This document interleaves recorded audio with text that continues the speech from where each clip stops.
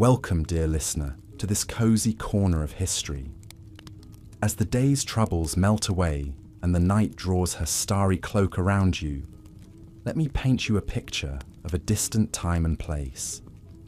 A land of rugged beauty, where the skirl of bagpipes echoes through glens and the mists roll in from the lochs. A land of hardy people, tested by the crucible of bitter cold.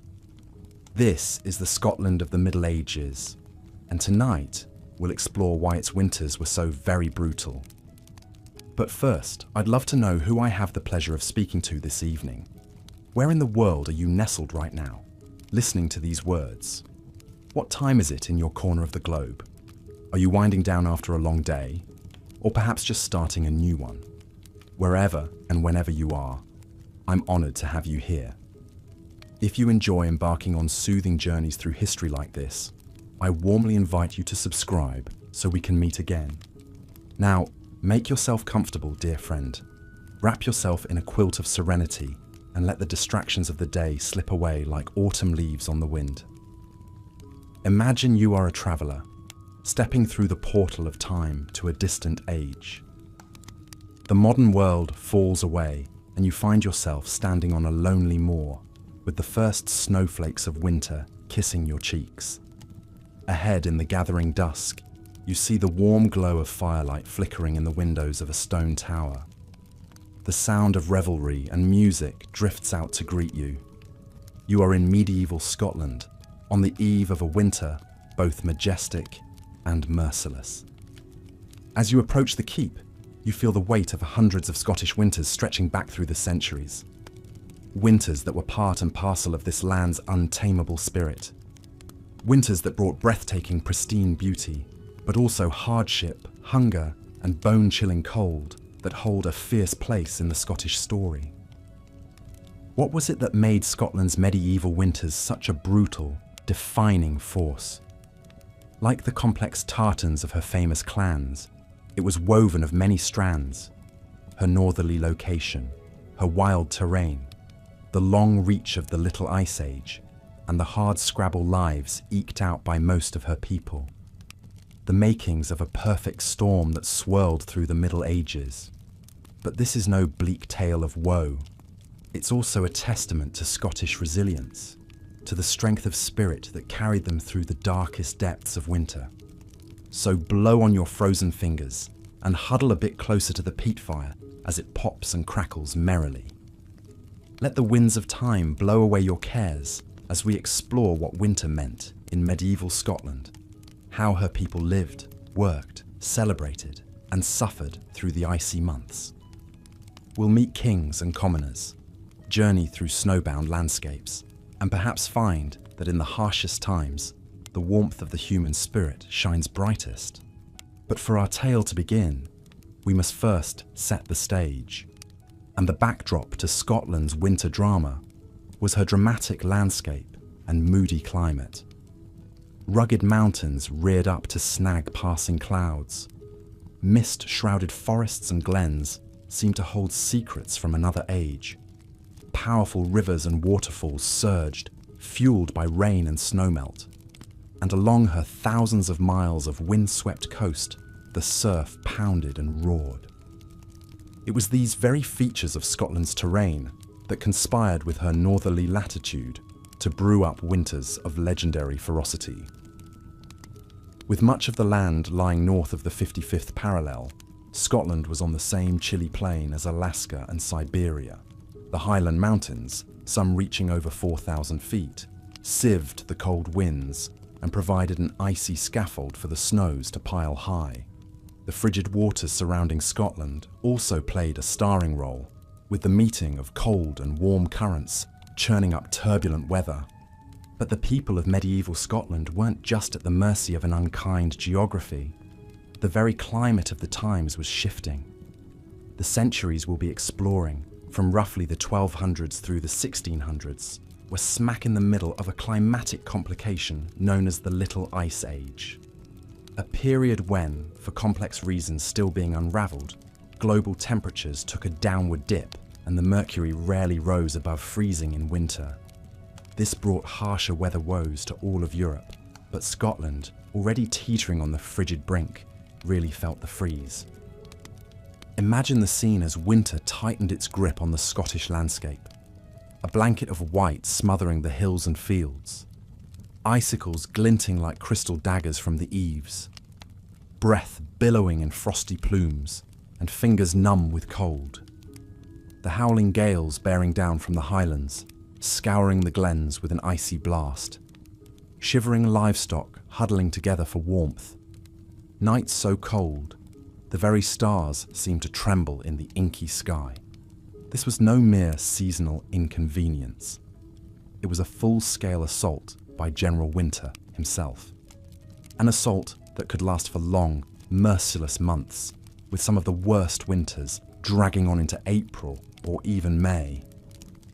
The Great Winter of 1434 was one for the record books, with even mighty rivers like the Thames frozen solid. That winter, it was said the birds fell dead from the sky, and ale froze solid in the casks. Into this teeth-chattering scene, let's place the hardy people of medieval Scotland. For them, winter wasn't just a time to hunker down with a mug of mulled wine. It was a foe to be reckoned with, an icy gauntlet thrown down by Mother Nature herself. The challenges they faced in their winter war were many, from just staying warm to putting food on the table. Imagine being a common crofter, living in a humble stone cottage with a roof of thatch. The walls might be insulated with turf or heather, but the chill seeped in like an unwelcome guest.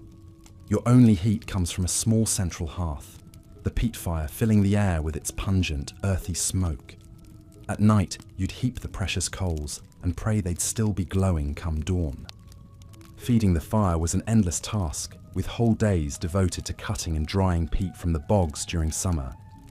If you ran out of fuel in winter, you might be reduced to burning dried dung or precious furniture. Frostbite was a constant spectre, a reminder of winter's bite. It was no easier in the grand castles and keeps of the nobility. Though grander in scale, with huge fireplaces and elaborate tapestries adorning the walls, the chill still crept in through the cracks. The great halls were warmed only by the press of bodies and the heat of hundreds of candles. Even the grandest lord might wake to find his bedchamber dusted with snow and his wash basin frozen solid. But staying warm was only half the battle. There was the constant question of keeping bellies full as well. In a time when most folk lived hand to mouth, winter was the lean time. The grain harvested in autumn had to stretch through the cold months, supplemented by whatever salted meat, dried fish, and hoarded root vegetables you'd managed to lay by. But winter was an unforgiving taskmaster, and stores often ran thin. Livestock, already scrawny from the meagre winter fodder, might die off, robbing a family of precious milk, meat and wool. Game was scarce, the deer and boar gone to ground. Rivers and lakes might freeze, cutting off the option of fishing. In the winter of 1439, the scarcity was so dire it led to widespread famine. It was said that men dropped dead in the streets, their lips stained green from eating grass in desperation. Of course, not everyone suffered equally in the icy grip of a Scottish winter. While the common folk shivered and scraped by, the nobility had resources and reserves to tap. Their game parks might still yield a haunch of venison for the table. Their granaries were full of wheat, barley and oats paid as rent by their tenants. But even they weren't immune to winter's wrath. The tale is told of how King James I nearly met his death in the winter of 1424. Returning from his long imprisonment in England, his ship was caught in a ferocious winter storm off the Scottish coast. Towering waves and howling winds nearly dashed them on the rocks. The king, it's said, made a desperate vow to the Virgin Mary, promising to dedicate his life to virtue if only he survived. A vow he reportedly kept, though perhaps more in letter than in spirit. But how did one dress for a winter that could freeze the very marrow in your bones? Layering was key, and even the humblest soul aimed for a linen shirt, woolen tunic, and cloak if they could come by them. tough, weathered hides were made into boots, if you were lucky enough to have them. The nobility, of course, turned winter wear into an art form, with sumptuous furs, rich velvets, and voluminous cloaks as much a display of wealth as a bid for warmth. But no matter how fine your garb, the chill had a way of seeping through. And so the people of medieval Scotland got creative in their quest for warmth. A hot stone plucked from the hearth and wrapped in cloth might warm a bed. Cuddling was certainly encouraged, with whole families often sharing a single bed for heat. Even the livestock might be invited inside to share their body warmth, though they came with their own pungent aroma. Hearty food and drink were also key to staving off the chill. A steaming bowl of pottage, thick with barley and whatever vegetables could be had, filled the belly and thawed the bones. Ales, meads, and the fiery whisky beatha, the water of life that would become whiskey, weren't just a pleasure, but a crucial source of sustaining calories. The winter festivals, chief among them Christmas and Hogmanay at the New Year, were a welcome chance to feast, wassail, and forget the cold for a spell. Boar's head and haggis were served forth in castles, while humbler tables might see a precious bit of hoarded dried fruit or a honey cake. The Yule log burned merrily in the hearth, a symbol of light's triumph over the dark of midwinter. But as any soul who's endured a frigid night can attest, winter has a way of seeping into the bones and the spirit alike. Medieval medicine, a mix of herbal lore, superstition, and religious belief, often fell short in the face of winter's ravages. Frostbite and hypothermia were grim realities, and respiratory ailments ran rampant in the smoke-filled, ill-ventilated crofts and castles. The winter chill seemed to invite dark spirits as well. Pagan traditions still held sway, with many a Scot leaving offerings for the fairies, and spirits thought to roam the long nights.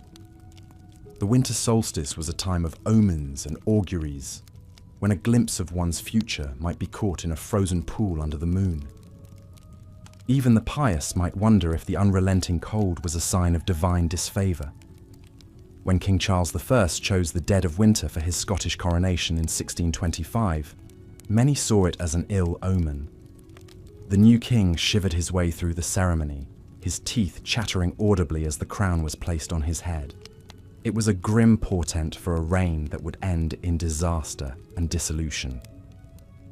But perhaps the cruelest cut of a Scottish winter was how it could isolate and immobilise.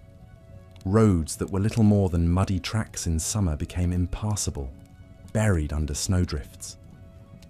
Travel was a perilous proposition, with many a traveller lost to the white wilderness.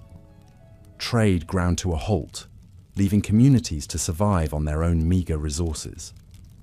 The story of Margaret, the young Norwegian princess, who was to wed the Scottish king in 1286, illustrates the hazards vividly. Setting out in autumn to claim her throne, her ship was driven by storms to the Orkney Islands.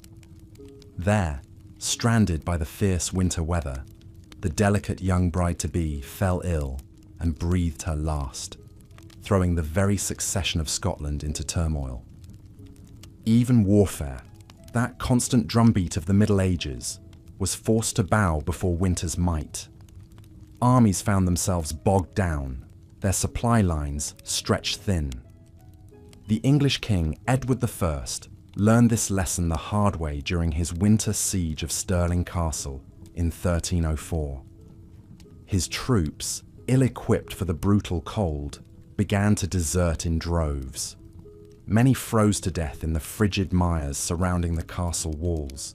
But through all the tales of winter's cruelty runs a thread of Scottish resilience as bright and strong as any clan tartan. The very hardship of winter seemed to breed a toughness, a stern refusal to yield in the face of adversity. Perhaps it was the knowledge that spring would come again, no matter how dark the winter night.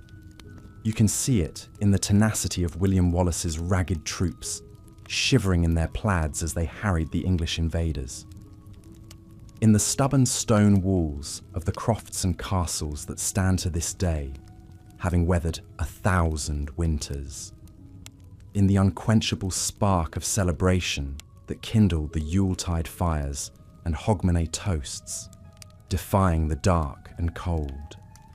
And so, even as we shiver at the thought of those long-ago winters, we can marvel at the strength of the Scottish spirit that endured them. As we nestle deeper into our own warm beds, perhaps we can spare a grateful thought for those hardy souls of the Middle Ages. They faced the worst that winter could throw at them, year after year, with a grit and grace that speaks across the centuries. So let the wild winter winds blow outside your window tonight, dear listener. Let the frost trace its delicate patterns on the pane, and let your dreams carry you back to a distant Scotland, where the fires burned bright against the deep midwinter dark, where the land and its people were tested by ice and storm, and forged into something strong and true. And maybe, just maybe, as you drift off to sleep, you'll catch a snippet of an ancient song on the night breeze, a song of warm peat fires and cold starry skies, of feasting and famine, of winter's cruelty and the unquenchable warmth of the human heart, a song to carry you through the longest night, whispering of spring's sweet promise to come. Good night, my friend, and fair dreams to you. May your winter nights be warm and bright, and your spirit as strong as any Scottish soul. And may the tale of Scotland's brutal winters remind us all of the resilience that dwells within, no matter how fierce the storm. The frozen crust of snow crunched underfoot, piercing the bone-chilling stillness of that December night. Though wrapped in thick woolen plaids, the weary travellers felt winter's icy fingers reaching through, numbing fingers and toes, seeping into their very bones. It was 1392, and they still had miles to go before reaching shelter, if indeed any could be found on a night like this. They were far from the first to find themselves at the mercy of a cruel Scottish winter. For centuries, the people of this rugged northern land had endured some of the harshest winter conditions imaginable. In a time before modern heating, weather forecasting, or snow ploughs, winter in medieval Scotland was a brutal, inescapable fact of life. It wasn't just the cold itself, though temperatures routinely plunged below freezing, nor was it solely the deep snows that blanketed the glens and moors, sometimes accumulating to heights taller than a man. No, what made winters so ferocious in those days was the all-consuming nature of it. The cold seeped into every crack and crevice, chilling stone castle walls and humble peasant cottages alike. The snows cut off roads and passes, isolating entire villages for months. Food stocks dwindled, sicknesses raged, and the spectre of death loomed large. The Scottish winter was an untamable beast that ruled the land utterly. To understand the full extent of winter's dominion over medieval Scotland, we must first examine the very land and climate itself. Scotland is a far northern country, its northernmost islands brushing up against the Arctic Circle. Much of its landmass is mountainous or comprised of windswept moors, offering scant protection from the elements.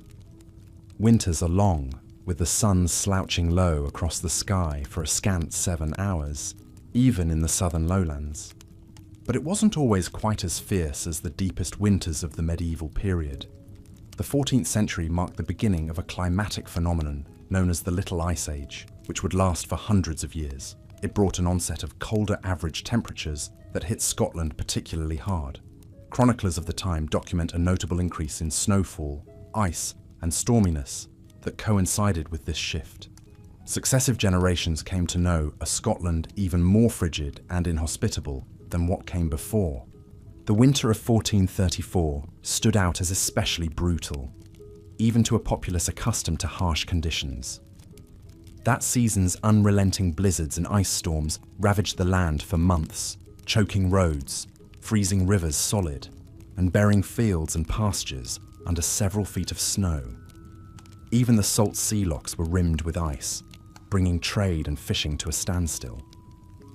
Thousands of cattle and sheep froze to death in the fields, their carcasses often remaining entombed in snow until spring. Many commoners also perished from cold, hunger, or sickness that stalked the land. It was a winter seared into memory and passed into legend as one of the worst in a long lineage of Scottish winters. So what was it like to face such deep winters year after year? For the vast majority, daily life in the winter months was a constant battle of survival fought within the walls of their own home.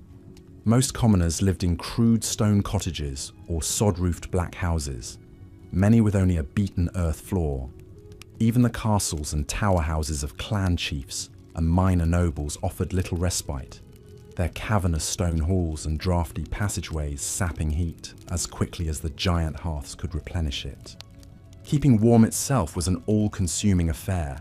The peat or wood that fueled the central hearth was often in scarce supply, necessitating expeditions out into the teeth of snowstorms to gather more fuel. Most could scarcely afford to keep the fire burning through the night, meaning rising in the pre-dawn gloom to a home scarcely warmer than the frigid outdoors.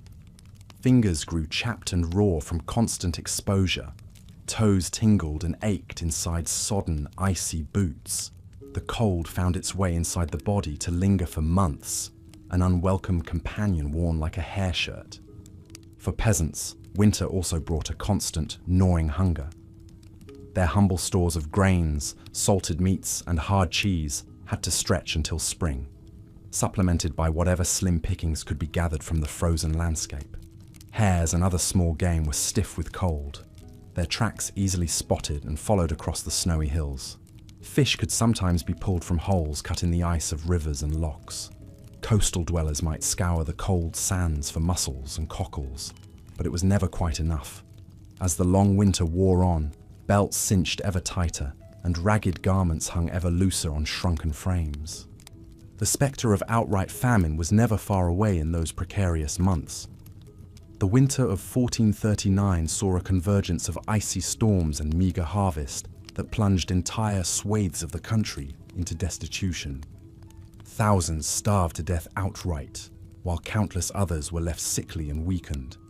In desperation, some resorted to eating the tough, stringy meat of their draft animals, or even the shrunken, blackened roots, clawed from fields buried in feet of snow. It was a quiet apocalypse that decimated entire communities and permanently scarred the psyches of survivors. Of course, the nobility were not immune from winter's ravages, even if their larders were better stocked. They too woke to ice glistening on the insides of windows and breath frosting before their faces. In their grand halls, tapestries rippled in the draughts, and jeweled fingers grew stiff and clumsy. But their fuller bellies and heaping hearths stoked resentment among those who struggled in the shadows of castle walls. It was yet another way the long winter widened the gulf between commoner and noble. Even a king might be humbled before winter's might. As the story goes, King James I was travelling in the Highlands one frigid January when a sudden blizzard forced him to seek shelter in a crude bothy, or peasant's hut. That night, as the wind howled and the king shivered beneath a heap of smoky plaids, he tasted for himself the bitter harshness of his subjects' winter plight. Though he survived the night, the image of the great king brought so low would endure. So how did Scots, both high and low, seek to keep winter's killing cold at bay? The most basic defense was simply clothing. Layer upon layer of rough-spun wool and shaggy hides. A commoner might wear a sark and woolen trewies beneath a heavy plaid, topping it off with a hood and shaggy sheepskin boots stuffed with straw. A noblewoman swaddled herself in velvets and furs, ermine for the luckiest few, rabbit and fox for the rest. Certain garments took on an almost talismanic quality in the depths of winter. The fisherman's Guernsey sweater, knitted so tightly it was said to be nearly waterproof, or the great kilt, so voluminous a man could wrap himself in it like a blanket as he slept by the dying fire. Nearly as vital as the hearth for staving off the cold inside the home were the thick hangings that covered chilly stone walls. Tapestries, for those who could afford them, or simpler woolen hangings trapped precious heat while blocking drafts. The grandest castles hung their walls in layer after layer of rich fabrics, creating pockets of still, warmer air. Warming the bed was its own unique challenge. Those of some means used bronze or stone bed-warming pans, filled with embers to heat the sheets before slipping between them. Others relied on the body heat of companion to keep warm through the long nights, whether human or animal. It wasn't uncommon for peasants to bring livestock inside to sleep alongside them on the coldest nights, the heat of a placid cow or shaggy hound helping to fend off frostbite. Some swore by the practice of placing smooth stones in the hearth until they were piping hot, then wrapping them in bits of old cloth and tucking them into bed like a hot water bottle. Of course, more than a few unwary sleepers were scorched or branded by a stone that was a touch too toasty, but it was considered well worth the risk. While it seems hard to believe from the vantage point of our modern, centrally heated world, alcoholic beverages were also seen as an essential winter warmer in medieval Scotland. Ale, whiskey, and mead provided precious calories, helped numb the ever-present chill, and offered vital escape from the bleakness of those long, dark months. Drink flowed most freely during the winter holidays of Christmas and Hogmanay, which were cherished chances for revelry and abundance in the leanest season. A Christmas feast in a great medieval Scottish hall would have been a sight to behold. Trestle tables groaning with plates of roasted goose and venison, minced pies, plum porridge, and mountains of oatcakes. Hogsheads of ale were breached, goblets of claret and sack raised in boisterous toasts. For a few precious days, the cold and dark seemed held at bay by the light of the Yule log and the camaraderie of kith and kin. But once the holidays were past, the realities of winter closed in once more. Travel became difficult and dangerous as roads drifted over and ice slicked the stones. Messengers shivered their way across the landscape on horseback, breath crystallizing in the frigid air. Important missives were delayed by weeks as the couriers battled blinding snow squalls and life-threatening cold. Carts and carriages were generally abandoned until the spring thaw, meaning vital supplies might be cut off. The impact on trade could be devastating, as merchant ships found themselves iced into port and overland routes became treacherous. The royal court itself often ground to a halt, as nobles from far-flung regions struggled to make the arduous winter journey to the capital. The consequences for fragile medieval governance were very real. No one understood those consequences better than the poor, luckless child Queen Margaret, the Maid of Norway. Only 7 years old, she was the heir to the Scottish throne and future bride of King Edward I's son. In the fall of 1290, she set out from Norway to claim her inheritance, only to perish in the icy waters of the North Sea when her ship was blown off course and wrecked in the Orkney Islands. The ensuing succession crisis would eventually lead to England's invasion and a disastrous war. The lonely, frigid death of a little girl had changed the course of nations. Such was the outsized power of a Scottish winter. Winter's icy grip didn't stop armies from marching and wars from being waged, but it did make them exponentially more miserable and costly.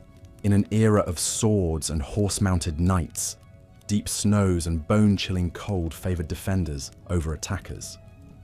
Armies struggled to find forage for themselves and their horses in the bleak winter landscape.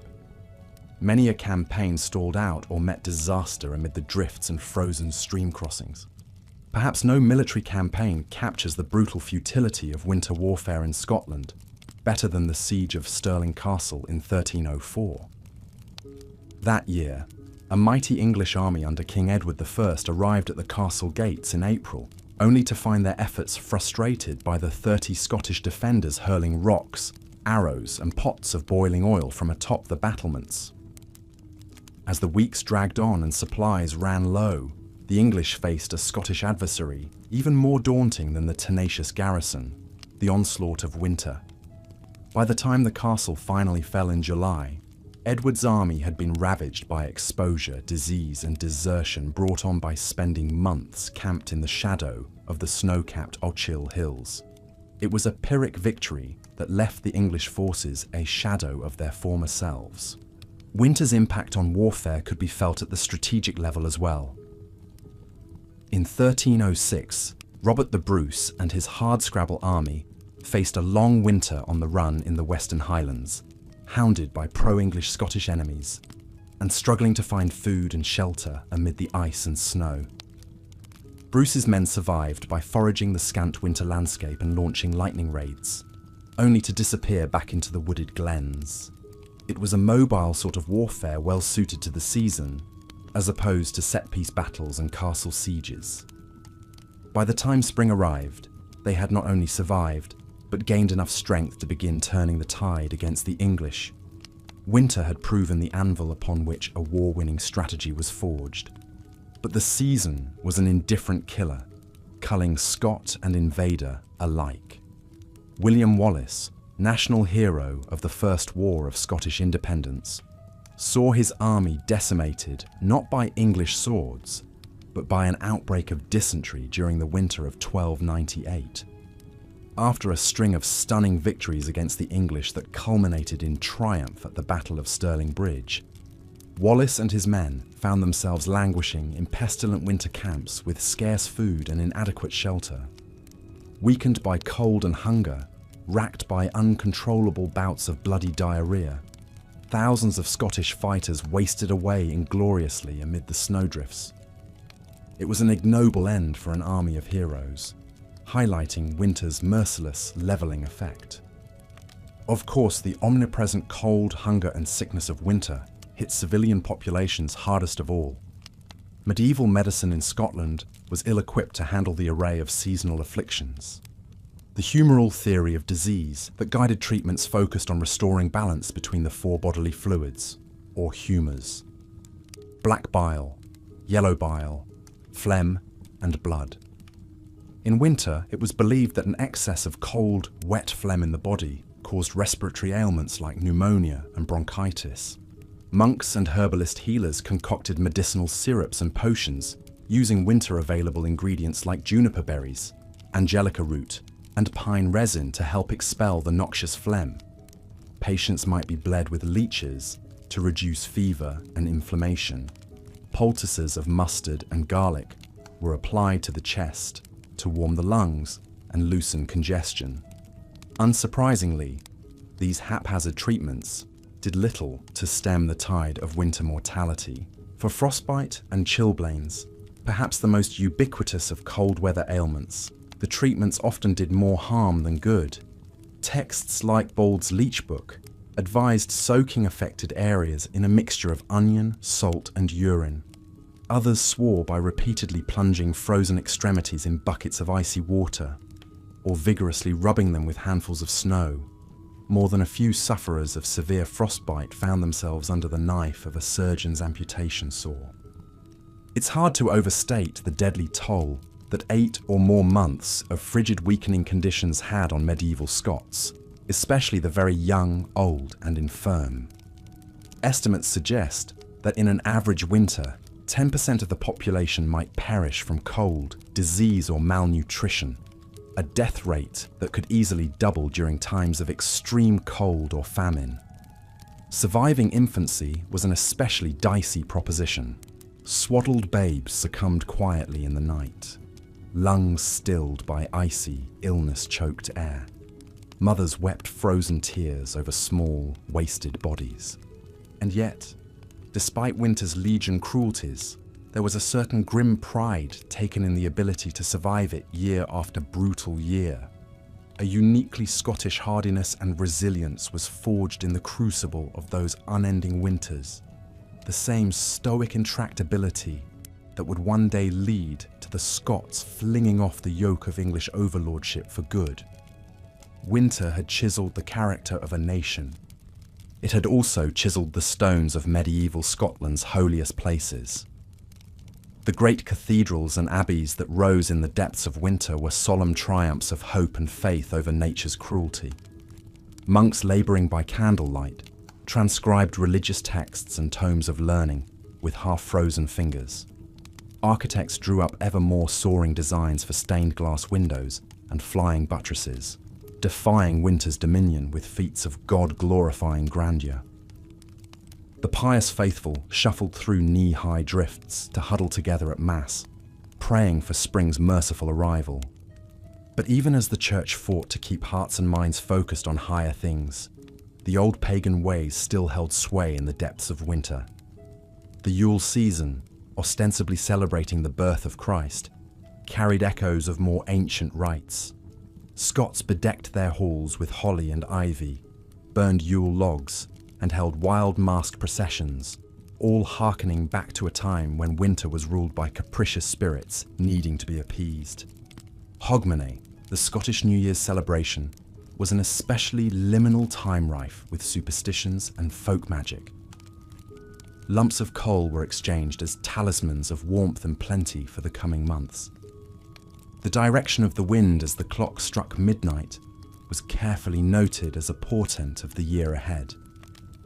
First footing, or ensuring the right sort of visitor was first across a home's threshold after midnight, was believed to set the household's fortune until spring arrived.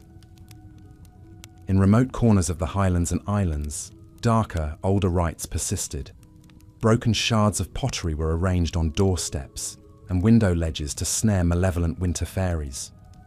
Charms of rowan and red thread were hung from cattle stalls and bedposts. Those who fell afoul of witches or. As the Little Ice Age tightened its icy grip on Scotland, the difficulties of winter travel only worsened.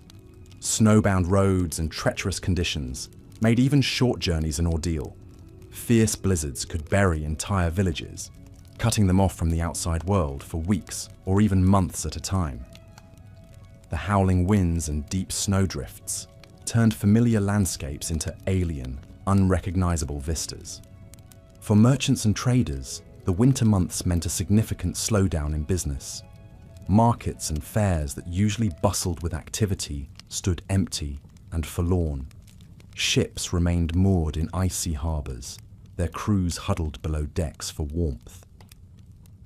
The great overland trade routes that connected Scotland with England and the continent fell silent, the only sound the eerie whistle of the wind over the frozen ground.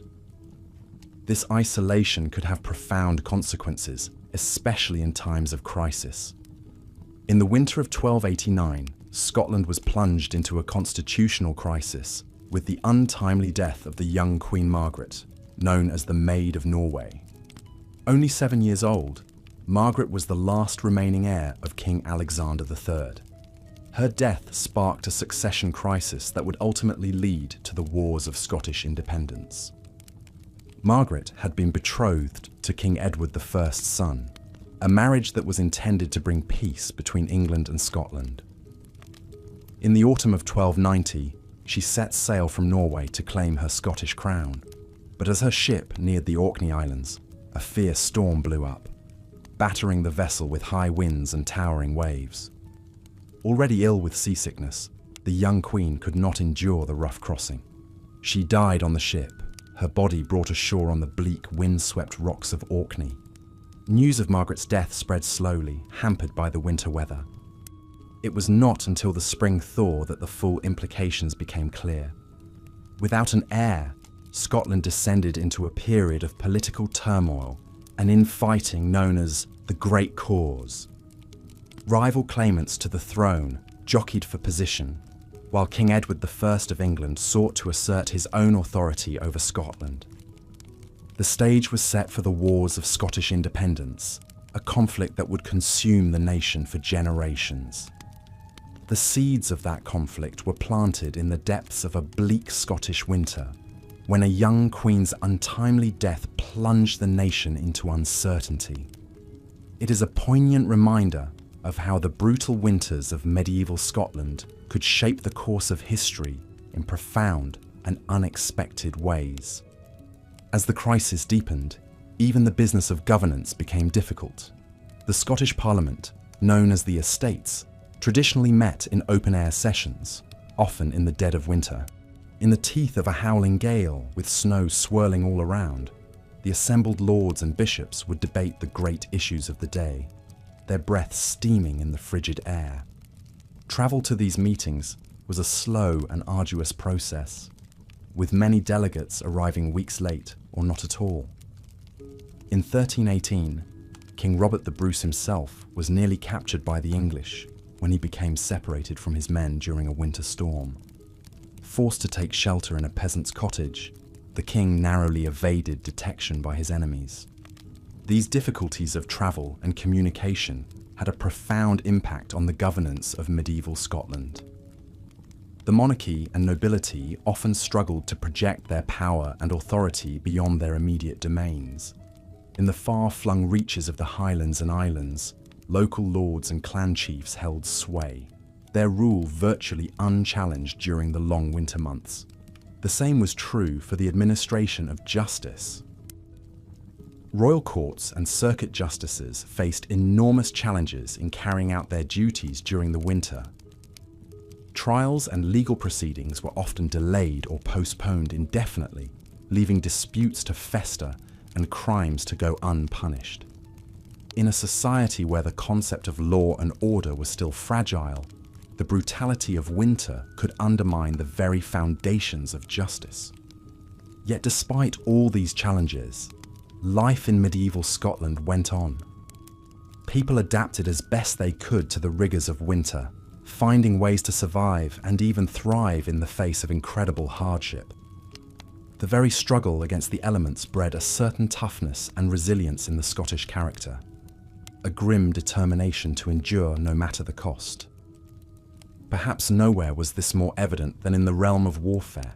The Scots were renowned as fierce and tenacious fighters, a reputation they had honed through centuries of conflict with their English neighbours to the south. The brutality of the Scottish winter only added to their prowess on the battlefield. In the depths of winter, when the ground was frozen solid and the rivers turned to ice, Scottish armies would launch daring raids into English territory. Moving swiftly over the snow-covered landscape, they would strike deep into enemy territory, burning and pillaging as they went. The English, weighed down by their heavy armour and baggage trains, could only watch helplessly as the Scots melted away into the icy mists. One of the most famous examples of this winter warfare occurred during the Wars of Scottish Independence. In the winter of 1307, King Robert the Bruce and his army were encamped in the Galloway Hills, hunted and harried by the English. Supplies were low, and many of Bruce's men were on the verge of starvation. But the king had a plan. Under cover of darkness, he led his men on a daring march across the frozen wasteland, covering miles of icy terrain in a single night. At dawn, they fell upon the English camp, catching the enemy completely by surprise. In the ensuing battle, the Scots won a resounding victory, crushing the English forces and cementing Bruce's reputation as a brilliant military leader. It was a victory won as much by the toughness and endurance of the Scots as by their skill at arms. In the face of incredible hardship, hunger, cold, and the constant threat of death, they had prevailed, their icy resolve stronger than any English steel. The winter, so often their greatest foe, had become their ally, a weapon to be wielded against their enemies. As the long winter nights closed in once more over Scotland, one could almost imagine the ghosts of those long-ago warriors still roaming the frozen hills and glens. Their icy breath upon the wind, their silent footsteps crunching through the snow, a reminder of the indomitable spirit that had carried the Scots through even the darkest and coldest of times. And as the last embers of the hearth fire burned low, casting dancing shadows on the walls of croft and castle alike, the people of Scotland would huddle close, wrapping themselves in the warmth of family and kinship. They would tell the old stories of winter hardship and winter glory, passing them down from generation to generation like precious heirlooms. For in the end, it was these stories that sustained them through the long, brutal Scottish winters. stories of survival against impossible odds, of courage in the face of unimaginable adversity. Stories that reminded them, even in the darkest and coldest of times, of the unbreakable bond that held them together as a people. And so they would endure, as they always had, through the long winter nights and the howling storms. Theirs was a land forged in ice and snow, a people tempered by the unforgiving fury of the elements. And in that endurance, that stubborn refusal to yield, lay the true strength and resilience of the Scottish spirit, a spirit that would carry them through the winter and beyond into the promise of a brighter spring to come. As the long winter gradually loosened its grip on the Scottish landscape, the first tentative signs of spring began to emerge. The icy crust of the lochs and rivers would start to crack and thaw, the water flowing freely once more. In the forests and glens, the first green shoots of new growth would push their way up through the melting snow, heralding the return of life after the long, cold months of dormancy. For the people of medieval Scotland, the coming of spring was a time of renewal and celebration.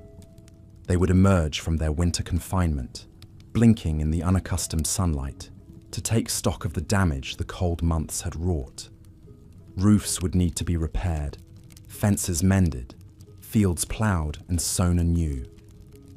But there was joy in this work, a sense of purpose and revival after the long winter months. The sound of laughter would echo across the thawing land once more, as communities came together to share in the labours of the new season. The scent of freshly turned earth would mingle with the smoke of the bonfires, lit to celebrate the returning warmth and light. In the great hall of the castle, the winter tapestries would be taken down and stored away, replaced by fresh new hangings in the bright colours of spring. The heavy furs and woolen cloaks of winter would be put aside, exchanged for lighter garments of linen and silk. The nobles and courtiers would venture forth into the castle gardens, marvelling at the riot of colour as the first flowers of spring burst into bloom.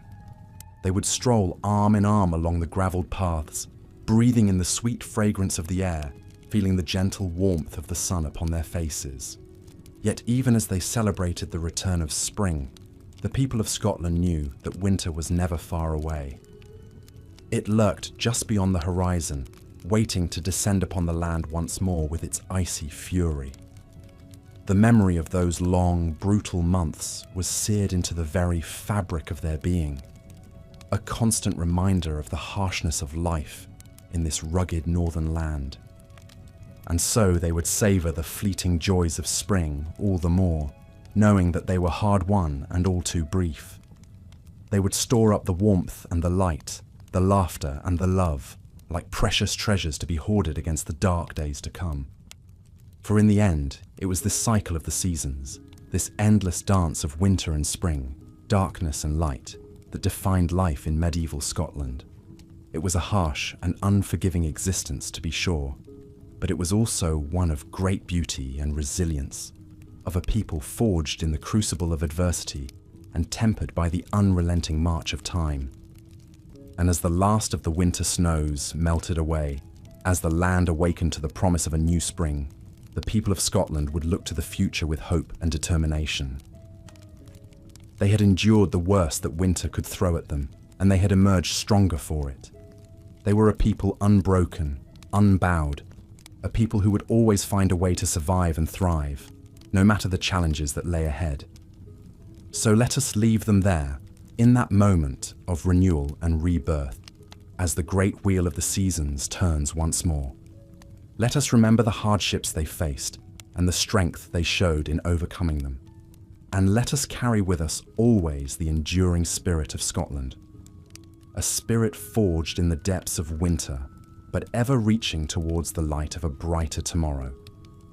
The cruelties of winter bred a hardiness and resilience into the Scottish people that became woven into the very fabric of their culture and identity.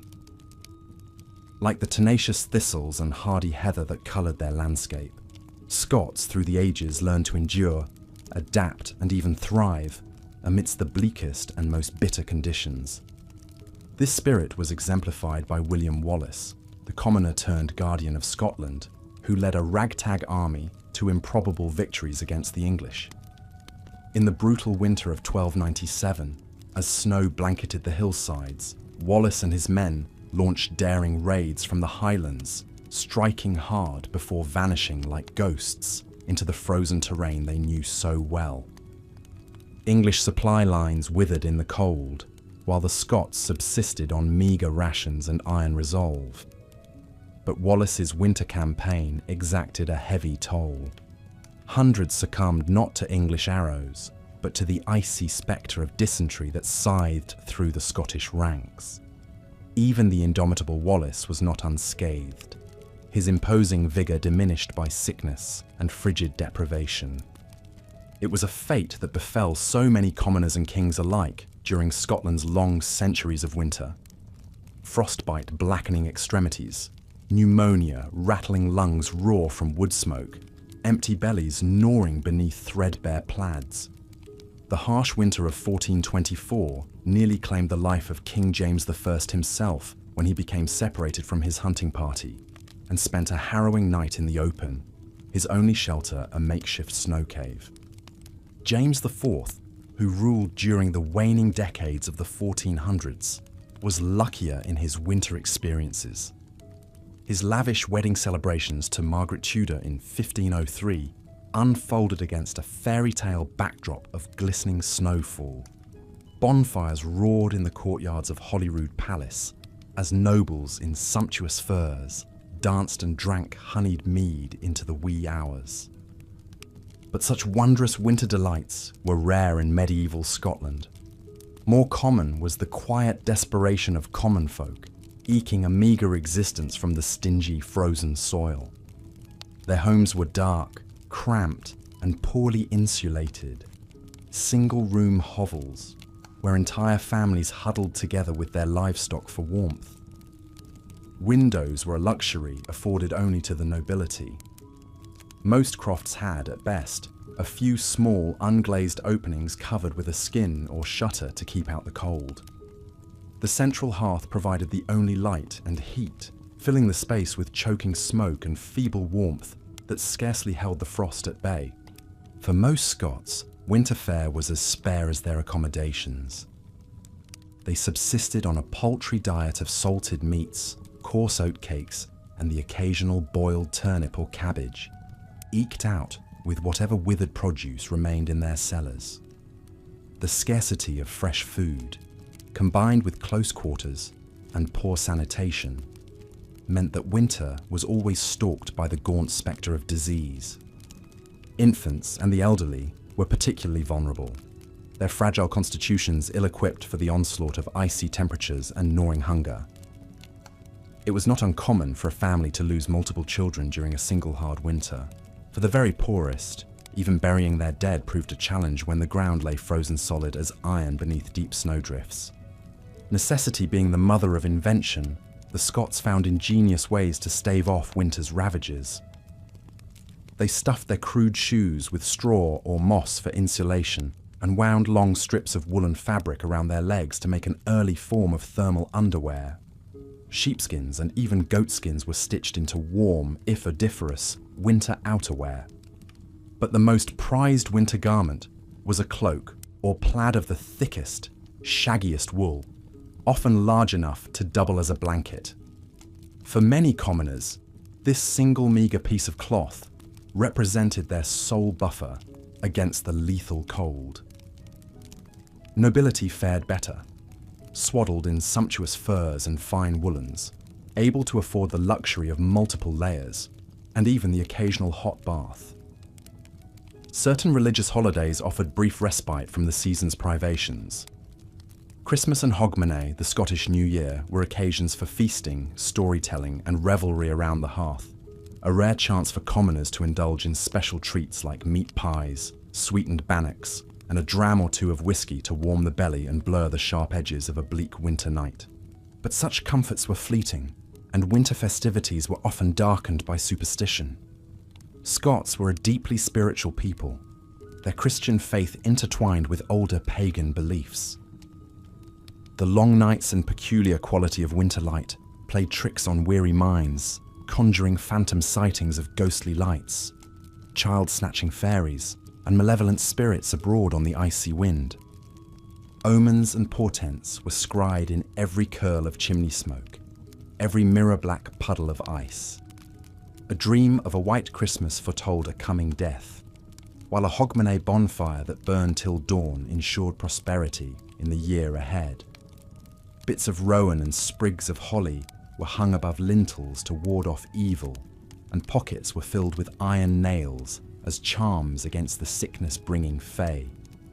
Perhaps the most infamous of these ill-starred winter superstitions came to a head during the coronation of King Charles I on a frigid February day in 1643, 1625. As he processed solemnly towards Holyrood Abbey, a great gust of wind whipped the crown from his head, sending it clattering across the flagstones. Many in the crowd muttered darkly of the ill omen, even as Charles laughed off the incident with aristocratic aplomb. But the superstitious Scots would have the last word a quarter century later, when Charles, having worn out his welcome with his rebellious northern subjects, lost both his crown and his head to the executioner's axe. It seemed the winter spirits had finally called in their debt, exacting a king's blood as recompense for a reign begun under their baleful auspices. Such were the grim realities and haunting fantasies that swirled through the minds of Scots during the dark months. With little else to occupy the long hours of confinement, people lost themselves in lamenting the losses of winters past and dreading the deprivations of the winter to come. Scarcely a family in Scotland did not have its own bleak winter tales to tell, each one a new verse in the same doleful song, of loved ones lost to the cold or carried off by sickness, of cruel frosts and deep snows that buried their world in a colourless shroud of suffering. It's little wonder the Scots poured so much of their creative energy into storytelling, music and poetry. In a land so haunted by winter, imagination was as vital for survival as any plaid or peat fire. Perhaps no one captured the singular melancholy of a Scottish winter better than the great poet Robert Burns, who penned such immortal lines as, "The wintry west extends his blast, and hail and rain does blaw, or the stormy north sends driving forth the blinding sleet and snore." Even hearing these words recited aloud is enough to send a sympathetic shiver down one's spine. With a few strokes of his pen, Burns could conjure the very essence of winter in all its bleak hostility, the relentless battering of icy gales, the sting of driving sleet, the smothering embrace of drifting snow. He captured, too, the sense of awe and raw terror that winter held for the Scots, its power to ravage their world and rule their lives as capricious as any king. Blow, blow, ye winds, with heavier gust, and freeze, thou bitter biting frost. Descend, ye chilly, smothering snows. Not all your rage, as now united, shows. More hard unkindness, unrelenting, vengeful malice, unrepenting, than heaven-illumined man on brother man bestows. In the teeth of such pitiless conditions, is it any wonder that winter seeped into the very marrow of the Scots, shaping their character as surely as it carved their landscape? Weathering winter required reserves of strength, resilience, and sheer bloody-mindedness that lesser peoples could scarcely comprehend, let alone muster. Year after year, century upon century, the Scots endured, even as the snows piled ever higher and the nights stretched ever longer. They sharpened their wit on winter's whetstone, poured their defiant spirit into poetry and song, and kindled the unquenchable fire of their faith to ward off the killing cold. Perhaps, in the end, it was this capacity to find light in the bleakest dark, to wrest beauty and meaning from the unremitting winter of their world, that stands as the Scots' most enduring legacy. Long after the last snowflake of the Little Ice Age melted into memory, the indelible imprint of those hard winter centuries can still be read in every weather-worn stone and wind-scoured face in Scotland. So the next time you find yourself shivering on a cold winter's night, spare a thought for those long-ago Scots who faced down the fury of a frozen age with little more than their plaids and their unbreakable spirit. Draw your blankets a little closer, stoke the fire, and dream of thistles and heather blooming defiantly amidst snowdrifts and ice, a fitting testament to the stubborn glory of a people shaped by winter's cruelest lessons. As the darkness of winter deepened across the snow-shrouded landscape of medieval Scotland, the meagre light and warmth of day was replaced by a penetrating, merciless cold. Icy winds knifed across the land, finding every crack and gap in timber and stone to leach away any hint of heat. Impoverished crofters huddled together with their livestock in cramped, smoky hovels, desperate for any respite from the killing chill. Even the thick stone walls of great castles and keeps provided scant protection against the fury of a Scottish winter. Nobles and servants alike shivered in vast, underheated halls, bundled in layer upon layer of wool and fur. Hot mulled wine and smoky peat fires offered the barest hedge against the deep, gnawing cold that seemed to saturate one's very bones. The harshness of winter tightly constrained the limits of everyday life. With roads and passes choked with snow, overland travel slowed to a crawl, and trade dwindled to a trickle. Warfare too ground to a sluggish halt. No army could provision itself or maneuver effectively through such dire conditions. The basic exigencies of finding enough food and staying warm enough to survive became all-consuming struggles. A grim pall of cold, hunger and illness gripped the land, broken only by the occasional lavish Christmas feast or hogmanay celebration in some great lord's hall. The interminable darkness and brutal conditions frayed nerves and eroded hope. Scots took what meagre solace they could in drink, prayer, and grim determination, ever eyeing the shortening nights for any hint of winter's merciful end. Surviving a brutal Scottish winter was an arduous trial to be endured, year after year, generation after generation. It shaped the very character of the Scots, their resilience, hardiness, faith, and fatalism. To understand how they lived, fought, worshipped, and died, we must first understand the hardships they faced each winter. Only then can we begin to see how these annual ordeals made them who they were. The roots of Scotland's harsh winter climate can be found in its northerly location and rugged geography. Situated between 54 and 59 degrees north latitude, Scotland lies in the path of frigid Arctic gales and is battered by fierce North Atlantic storms. Much of the land is dominated by the craggy, windswept highlands, where icy blasts race down from snow-capped peaks with unrelenting ferocity. Even the lower-lying Midland Valley and southern uplands offer scant respite from the punishing conditions. Here, cold, dense air pools in ice fog-shrouded valleys, and frost lies heavy on barren moors. Rivers and lochs skin over with ice, while the surrounding hills lie deep and drifted in snow. The weak winter sun, when not obscured by leaden storm clouds, seems wan and feeble, unable to dispel the deep, penetrating chill. This foreboding climate was rendered even harsher during the Little Ice Age, a period of global cooling that reached its nadir in Scotland from the 15th through 17th centuries. Caused by a combination of reduced solar output, heightened volcanic activity, and shifts in ocean circulation, this prolonged cold snap plunged Scotland into a deeper winter freeze. Icy gales roaring down from the Greenland coast brought recurring crop failures, widespread famine, and frequent deadly cold snaps. The winters of the Little Ice Age were longer, harsher, and more unpredictable than those that came before or after, sorely testing the limits of Scottish endurance. One of the worst winters on record was 1434, a season so cold that the River Tay froze solid, and the ports of Inverness and Aberdeen lay icebound for months. The back of the bitter cold was finally broken in late March by a great westerly gale, accompanied by a rapid thaw. The resultant flooding of snowmelt and broken river ice swept away bridges, mills, and entire villages, compounding the winter's toll of misery, starvation, and death.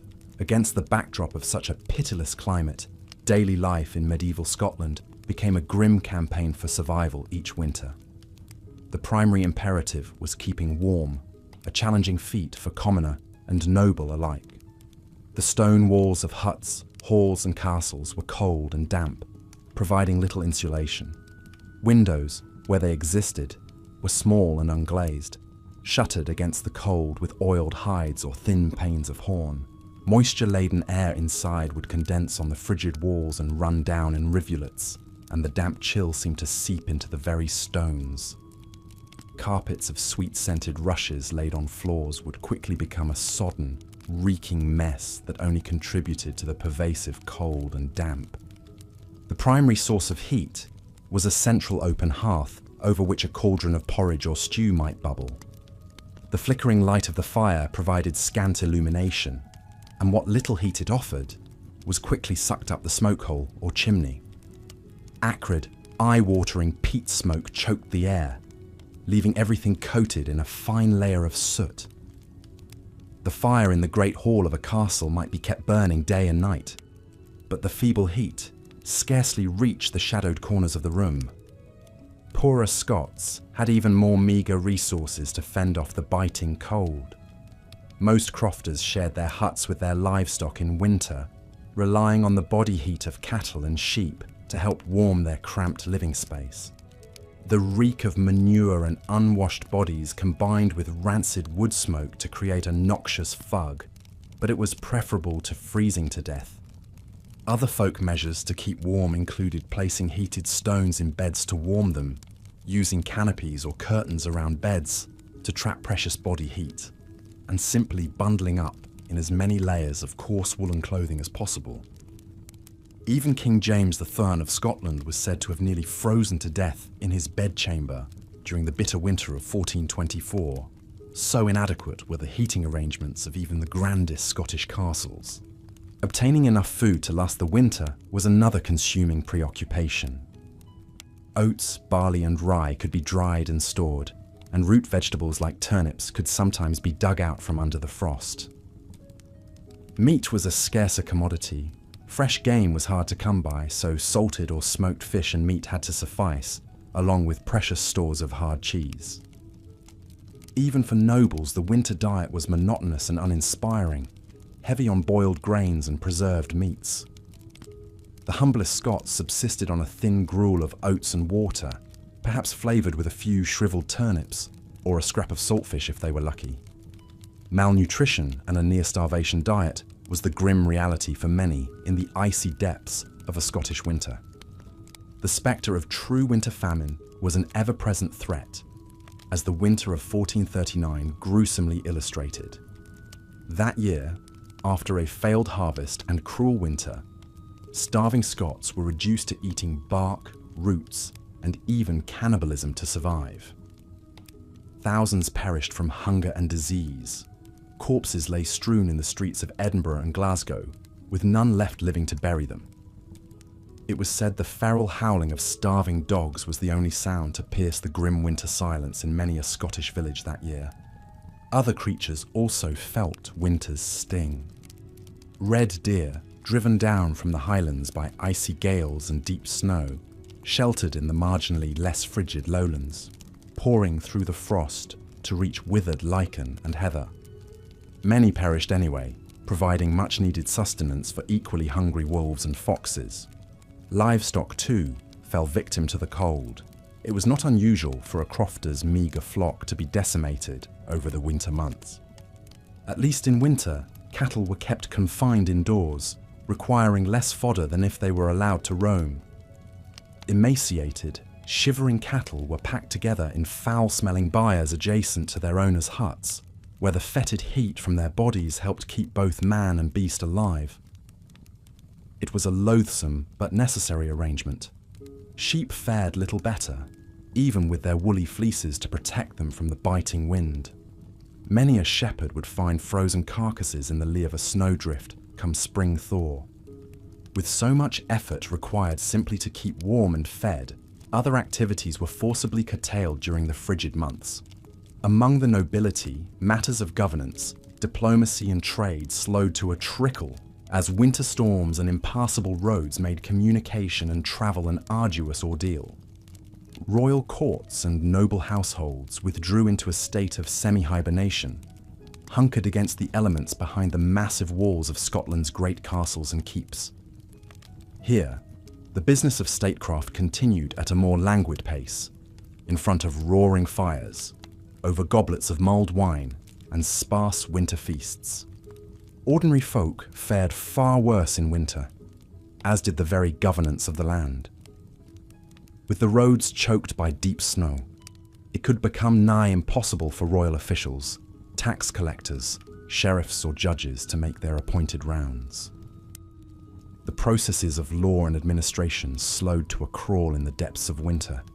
Many a crime went unpunished until spring, and justice delayed was often justice denied. The mustering of troops and collection of men and resources for warfare was another near impossibility in winter. An army simply could not march, maneuver, or provision itself in such bitter cold and deep snow as the English were to learn to their great cost at the Battle of Bannockburn in 1314. Even Edward I, the mighty Longshanks, was loath to launch Scottish campaigns in winter if he could avoid it. The one exception was his brutal winter siege of Stirling Castle in 1304, a desperate gambit born more of fury and frustration than sound military strategy. Though Edward eventually triumphed after 4 long months, it was a Pyrrhic victory won at a terrible cost in misery and suffering for besieger and besieged alike. For common folk and poor crofters, the isolation imposed by winter weather could be the cruelest privation of all. With roads impassable and wolves prowling the icy forests, a Scots village could be completely cut off from the outside world for months at a time. Funeral rites and comfort for the sick and dying were frequently forgone, as priests could not make their rounds. Babies would be born, and the elderly pass with no rites observed. The stifling boredom and unrelenting sameness of those snowbound days could numb the mind and trouble the spirit. Is it any wonder then that Scots so eagerly embraced the winter festivities of Christmas and Hogmanay when they finally arrived? The celebrations may have been meagre by modern standards, perhaps a slaughtered pig, a hodgepodge of preserved autumn fruits and vegetables, and some precious handmade gifts. But they were a vital chance for light, warmth, revelry, and human connection in the face of winter's icy grip. Religion offered what succour it could, with Christmas and Candlemas providing rare bright spots in the winter gloom. But the church could do little to alleviate the season's physical hardships. Draughty stone kirks with their glassed-in windows were scarcely less frigid than the ice-rutted roads leading to their doors. Faithful Scots shivered their way through services, sustained more by their faith than any creature comforts. Even the great abbeys and priories were hard-pressed to feed and shelter the cold, hungry and sick who came seeking solace. Monks and nuns did their best to provide alms and care for the winter needy with dwindling food stores and scant medicinal knowledge. For in winter, sickness and death stalked the land, riding on the back of hunger and cold. Respiratory ailments were depressingly common, as dank living conditions and constant wood smoke exposure took their toll on lungs young and old. Pneumonia in particular cut a grim swath through the elderly and infirm each winter. With a very rudimentary understanding of medicine and disease, Scottish healers could do little to stem winter's tide of illness. They placed their faith in prayer, traditional herb craft, and a touch of superstition. It was commonly believed that malevolent winter spirits or vengeful ghosts were the true source of disease. Thus, folk preventatives often took the form of charms, offerings, or rituals meant to appease the unseen forces of winter. One devastating killer that seemed to wait for winter's deepest chill was dysentery, a disease that ravaged bowels and claimed lives with brutal efficiency. Likely spread by contaminated water and poor sanitation, the bloody flux scythed through Scotland's huddled winter populace year after year. No class of society was spared its lethal touch.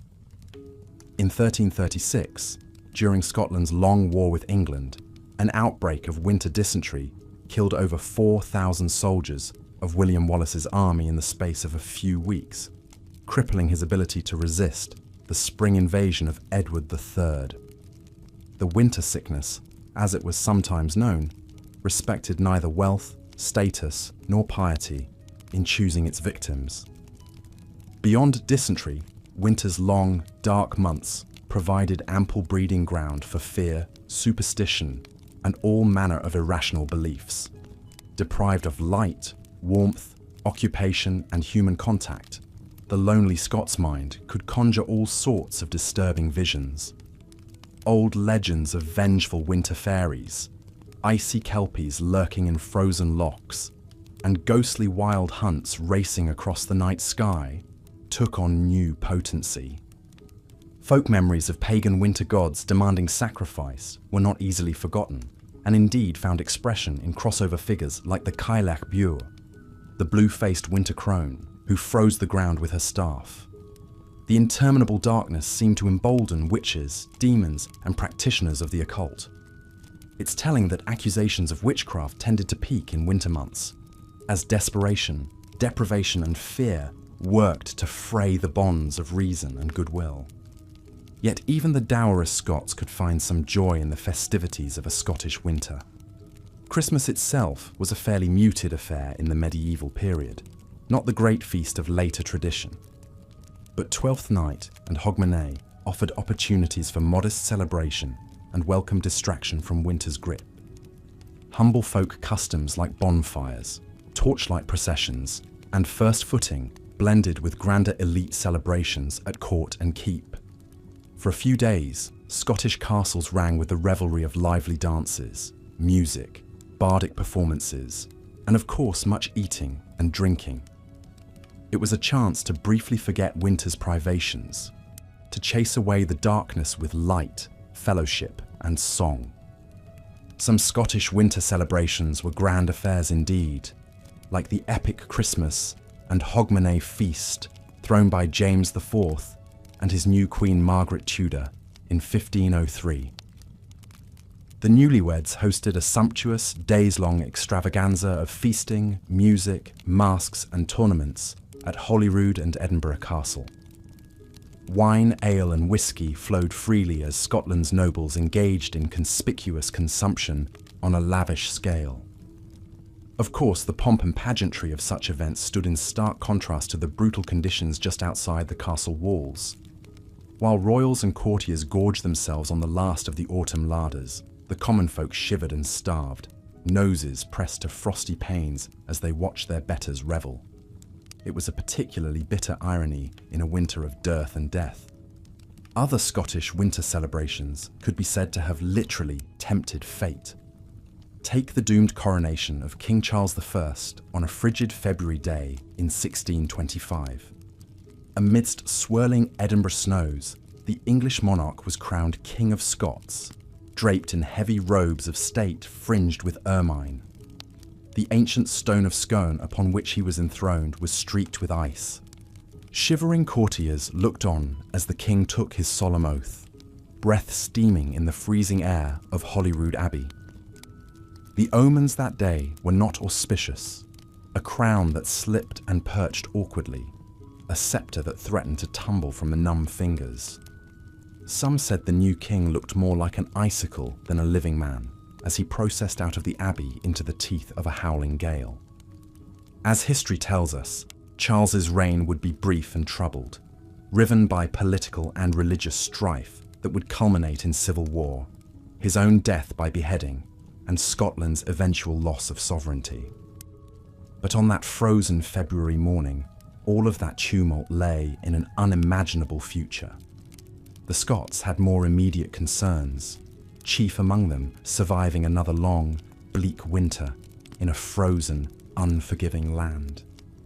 Perhaps the grimmest of Scotland's many winter ordeals was the harshest one of all, a season that combined the worst effects of brutal cold, famine, and disease.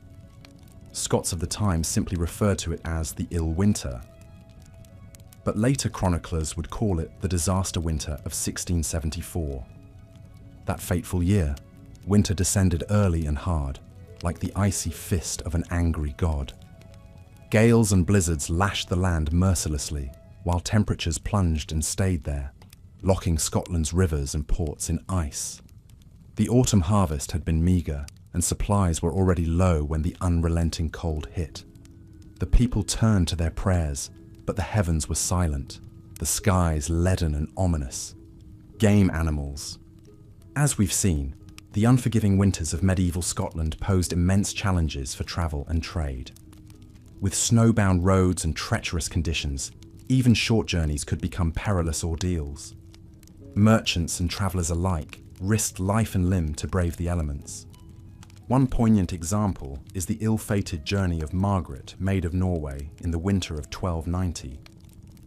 As the young granddaughter of Alexander III and heir to the Scottish throne, 7-year-old Margaret set out from Norway to claim her inheritance after Alexander's death. However, her passage across the North Sea was beset by brutal winter storms. Tossed about on frigid waves, the child queen fell ill and died in the Orkney Islands before ever setting foot in Scotland. Margaret's untimely demise would have profound consequences, plunging Scotland into a succession crisis and series of devastating wars. The episode illustrates the perils of winter travel in an age before roads were regularly cleared or maintained. Even kings and queens were at the mercy of the season's wrath. Ordinary folk faced even greater hardship when forced to travel in winter. The sheer difficulty of keeping pathways open meant many lesser routes became totally impassable. Merchants' wagons would get mired in snowdrifts, while travellers on foot or horseback risked losing their way and freezing to death. Inns and way stations were few and far between, so voyagers often had to rely on the kindness of strangers or fend for themselves against the elements. This had a stifling effect on trade, as the flow of goods slowed to a trickle in the coldest months. Perishable items were almost impossible to transport, and even hardy wares like wool and timber could be waylaid for weeks waiting for roads to clear. The economic impact was keenly felt, especially in remote villages cut off from the wider world. Warfare, too, ground to a standstill in deep winter. Moving armies and siege engines through snow-choked landscapes was a logistical nightmare. Armies struggled to keep supply lines open as men and horses froze in their camps. The harsh conditions favoured defenders who could huddle behind stout walls with blazing hearths while besieging foes shivered in the open, slowly starving. We see this dynamic at play in the bitter winter siege of Stirling Castle in 1304. England's King Edward I, known as Longshanks for his imposing height, sought to crush Scottish resistance by capturing the vital stronghold. His army arrived in the teeth of winter and found the Scots grimly determined to outlast them. For 4 long months the siege dragged on, with the English pounding Stirling's walls with trebuchets and battering rams, while the Scots clung on in increasing privation. Food stocks dwindled and disease ran rampant in the close confines of the castle. By February, the desperate garrison was reduced to eating their horses and even rats and tallow. At last, with his own army ravaged by winter and on the brink of mutiny, Longshanks was forced to offer terms. The Scots surrendered the castle, but earned the grim satisfaction of having made the mighty English king pay dearly for his prize. Stirling would change hands several more times over the course of the Wars of Independence, a testament to its strategic importance and the intestinal fortitude of its defenders. As spring thaws made roads passable again, towns and villages emerged to take stock of winter's toll. Inevitably, some travellers were found frozen by the wayside, having lost their battle with the season's fury. Their poignant stories, passed down through generations, serve as a reminder of the mortal stakes at play each winter. With the resumption of trade and traffic came a grim accounting of the financial impact as well. Merchants' ledgers show dips in profits from lost or delayed merchandise. Tax rolls sometimes had to be adjusted to account for the season's disruptions. The Crown and Parliament often debated measures to improve roads and bridges in winter, but the sheer scale of the task defied easy solutions. Still, life went on as it always had. With the snow melted and roads cleared, people resumed their journeys for business or pleasure. Markets bustled, and the land reawakened.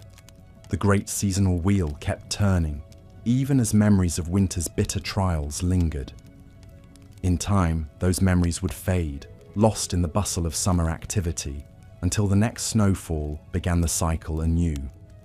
For medieval Scots, this oscillation between the stillness of winter and the renewal of spring was a fact of life. Navigating winter's fury required hardiness, planning, and no small measure of luck.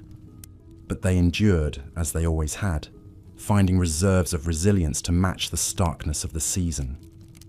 As we come to see, winter was an inescapable fact of life in medieval Scotland. Its impact felt in every sphere of existence. From the humblest crofter to the royal court, the season's icy grip shaped the very fabric of society. And nowhere was that impact felt more keenly than in the realm of health and medicine, a topic we'll explore in depth as our journey continues. In the flickering half-light of a winter's dawn, a hacking cough echoes through the warren-like confines of a crofter's hovel. Beside a meagre peat fire, a child's fevered brow glistens with sweat. A mother murmurs soothing words and a prayer, knowing all too well the perils winter brings. For in this harsh season, even minor illness could quickly turn deadly. Medieval medicine, with its limited understanding of disease, often did more harm than good. The icy winds howled through the glens, rattling the thatched roofs and seeping through the cracks in the stone walls. Huddled around the meagre warmth of the hearth, the crofter's family shivered, their breath misting in the frigid air. This was the cruel reality of winter in medieval Scotland, a time of hardship, privation, and all too often, death. As the long night stretched on and the weak sun barely skimmed the horizon, the spectre of hunger loomed large. The crofter's meagre stores of salted meat and dried grains dwindled with each passing day. The livestock, too, suffered in the bitter cold. The scrawny cattle huddled together for warmth, their ribs protruding beneath shaggy coats. The sheep fared little better, many succumbing to the gnawing hunger and relentless chill. For the poor crofter and his kin, there was little respite from the misery of winter. Their rough woolen clothing provided scant protection against the icy gales, and the damp chill seemed to seep into their very bones. They slept huddled together on pallets of straw, sharing body heat and fitful dreams of warmer days. But even in the great stone castles of the nobility, winter's icy fingers found their way through the cracks and crevices. The great halls may have boasted roaring fires and rich tapestries, but the damp seeped through the walls and the draughts whistled through ill-fitting shutters. In the year 1424, King James I himself nearly succumbed to the cold. According to legend, the king was travelling through the Highlands when a sudden blizzard forced him to take shelter in a crude bothy. Ill prepared for the harsh conditions, James reportedly almost froze to death before his retainers managed to kindle a fire and warm him with their own cloaks and bodies. Such tales were all too common in medieval Scotland, where even the highest born were not immune to winter's cruelty. The Great Winter of 1434 was said to be one of the worst in living memory. The snow fell ceaselessly for weeks, blanketing the landscape in a suffocating white shroud. Travellers spoke of drifts as high as a man's head, of entire villages cut off and isolated by the relentless blizzards. Many perished that winter, their bodies not found until the spring thaw revealed them. frozen and contorted in the melting snow. For those who survived the worst of the cold, hunger was an ever-present spectre. With the fields frozen and barren, crops withered and died. Game was scarce, the deer and wild boar driven to shelter deep in the forests. Even the rivers and lochs offered little sustenance, their surfaces frozen over, the fish retreating to the depths. In the winter of 1439, famine stalked the land, leaving behind a grim trail of sunken-eyed corpses and deserted villages. The cruel irony was that in a land known for its abundance of sheep, wool was a precious commodity during the long winter months. The shivering poor wrapped themselves in threadbare cloaks and tattered plaids, their only shield against the biting winds. In the great halls and castles, the nobility fared somewhat better, with fur-lined cloaks and richly embroidered woolens. But even they could not fully escape the chill, huddling close to the great central hearths and warming their hands over glowing braziers. As the interminable nights stretched on, the flickering light of the hearth fire cast dancing shadows on the walls.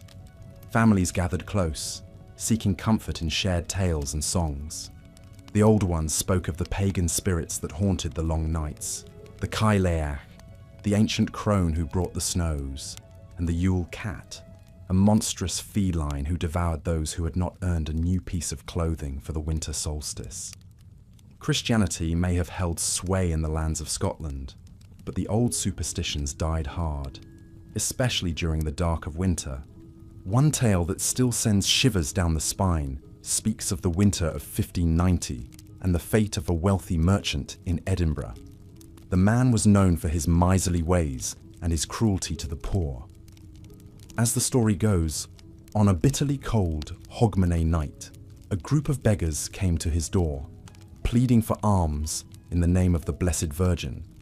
The merchant, in a fit of anger, turned them away, shouting that he would rather see them freeze to death than part with a single coin. According to legend, as the beggars huddled, forgotten, in the snowy street, a terrible apparition appeared before the merchant. It was the Virgin Mary herself, her eyes full of righteous fury. She pointed a finger at the trembling man and spoke in a voice like cracking ice. "You who have shown no mercy will receive none in return." From that day forth, the merchant was stricken with an unholy chill that no fire could banish. He shivered and shook, his teeth rattling like dice in a cup, until finally he froze to death in his own bed, a rictus of terror etched upon his face. Such grim tales served as a reminder of the virtues of charity and compassion, especially during the bleak winter months. Those who had the means were expected to share what they could with the less fortunate. A warm cloak, a hot meal, a few coins pressed into a grateful palm. For in the face of winter's cruelty, the bonds of community were all that stood between survival and bitter, lonely death. As the calendar marched inexorably towards the solstice, the people of Scotland looked to the small comforts and rituals that helped to brighten the long nights. The great halls of the castles were decked with greenery, holly and ivy, pine boughs and mistletoe. Candles flickered in the windows, a beacon of warmth and light to guide weary travellers home. In the villages and towns, folk gathered around the blazing Yule logs, telling stories and singing the old songs of winter's magic and rebirth. For the children, there was the excitement of the Yule goat, a mischievous sprite who left small gifts and sweets in their stockings. In some households, a place was set at the table for the Yule goat, complete with a bowl of porridge and a nip of whiskey to warm his bones. It was said that if the goat was well pleased with his offerings, he would bring good luck and abundance to the household in the coming year. But even as the people of Scotland celebrated the turning of the year, the spectre of hunger and privation was never far away. In the winter of 1674, the disaster winter struck with a vengeance. Blizzards raged for weeks on end, burying entire villages under mountains of snow. The lochs and rivers froze solid, and the sea itself turned to a churning mass of ice floes. Crops failed, livestock perished, and famine stalked the land. In the great houses of the nobility, the larders grew bare and the fires burned low. In the hovels of the poor, entire families huddled together for warmth, their bellies hollow and their eyes sunken with despair. It was a winter out of nightmare, a season of suffering that seemed to stretch on forever. But even in the darkest depths of that terrible winter, there were glimmers of hope and resilience. Neighbours shared what little they had with those who had nothing. Monks and nuns opened their doors to the starving and the homeless, offering what meagre comfort they could. And in the great halls of the castles, the bards and minstrels spun tales of heroism and survival, reminding their listeners that even the longest, cruelest winter must eventually yield to the promise of spring. As the last of the Yule logs burned down to embers and the candles guttered in their sconces, the people of Scotland huddled close and dreamed of warmer days to come. They were a hardy folk, tempered by adversity, and forged in the crucible of winter's bitter embrace. And though the nights were long and the winds howled like the mournful cry of a banshee, they knew that they would endure, as they always had, drawing strength and courage from the bonds of family, faith, and community that sustained them through even the darkest of times. And so, as the listener drifts off to sleep, lulled by the soft crackle of the dying fire and the distant howl of the winter wind, they can take comfort in the knowledge that they too are part of that ancient tapestry of resilience and endurance. For just as the people of medieval Scotland survived the brutal winters of long ago, so too shall we weather the storms and challenges of our own lives, drawing strength from the tales of those who came before us and the unbreakable bonds that unite us all. As the great winter of 1434 finally released its icy grip on Scotland, the weary populace emerged from their frosted hovels to survey the damage. Icicles still clung stubbornly to the eaves of thatched roofs, while snowdrifts towered along the narrow, muddy lanes, snaking between crofts and castles alike. The thaw had begun, but winter's spectre still loomed heavy over the scarred landscape and battered people. Though spring's first green shoots heralded the slow return of life, the winter's toll could not be so easily forgotten or overcome. For the coming of spring did not mean the end of privation and hardship for the common folk of Scotland. Their meagre food stores had been depleted, their beasts of burden lay stiff and frozen in barren fields, planting had been delayed, and many had succumbed to the twin menaces of cold and hunger. As families picked through the detritus of winter like crows scavenging a battlefield, the grim reality sunk in. Surviving winter was merely the first hurdle in the ceaseless struggle that was medieval peasant life. The dark pall of winter lingered longest over the stately castles and manor houses of the nobility. Though their larders were better stocked and their hearths burned warmer, not even the highborn were fully shielded from the ravages of a brutal winter. Many a minor laird or knight had been brought to ruin, the coin and credit required to heat their halls and feed their retinues sapping already precarious finances.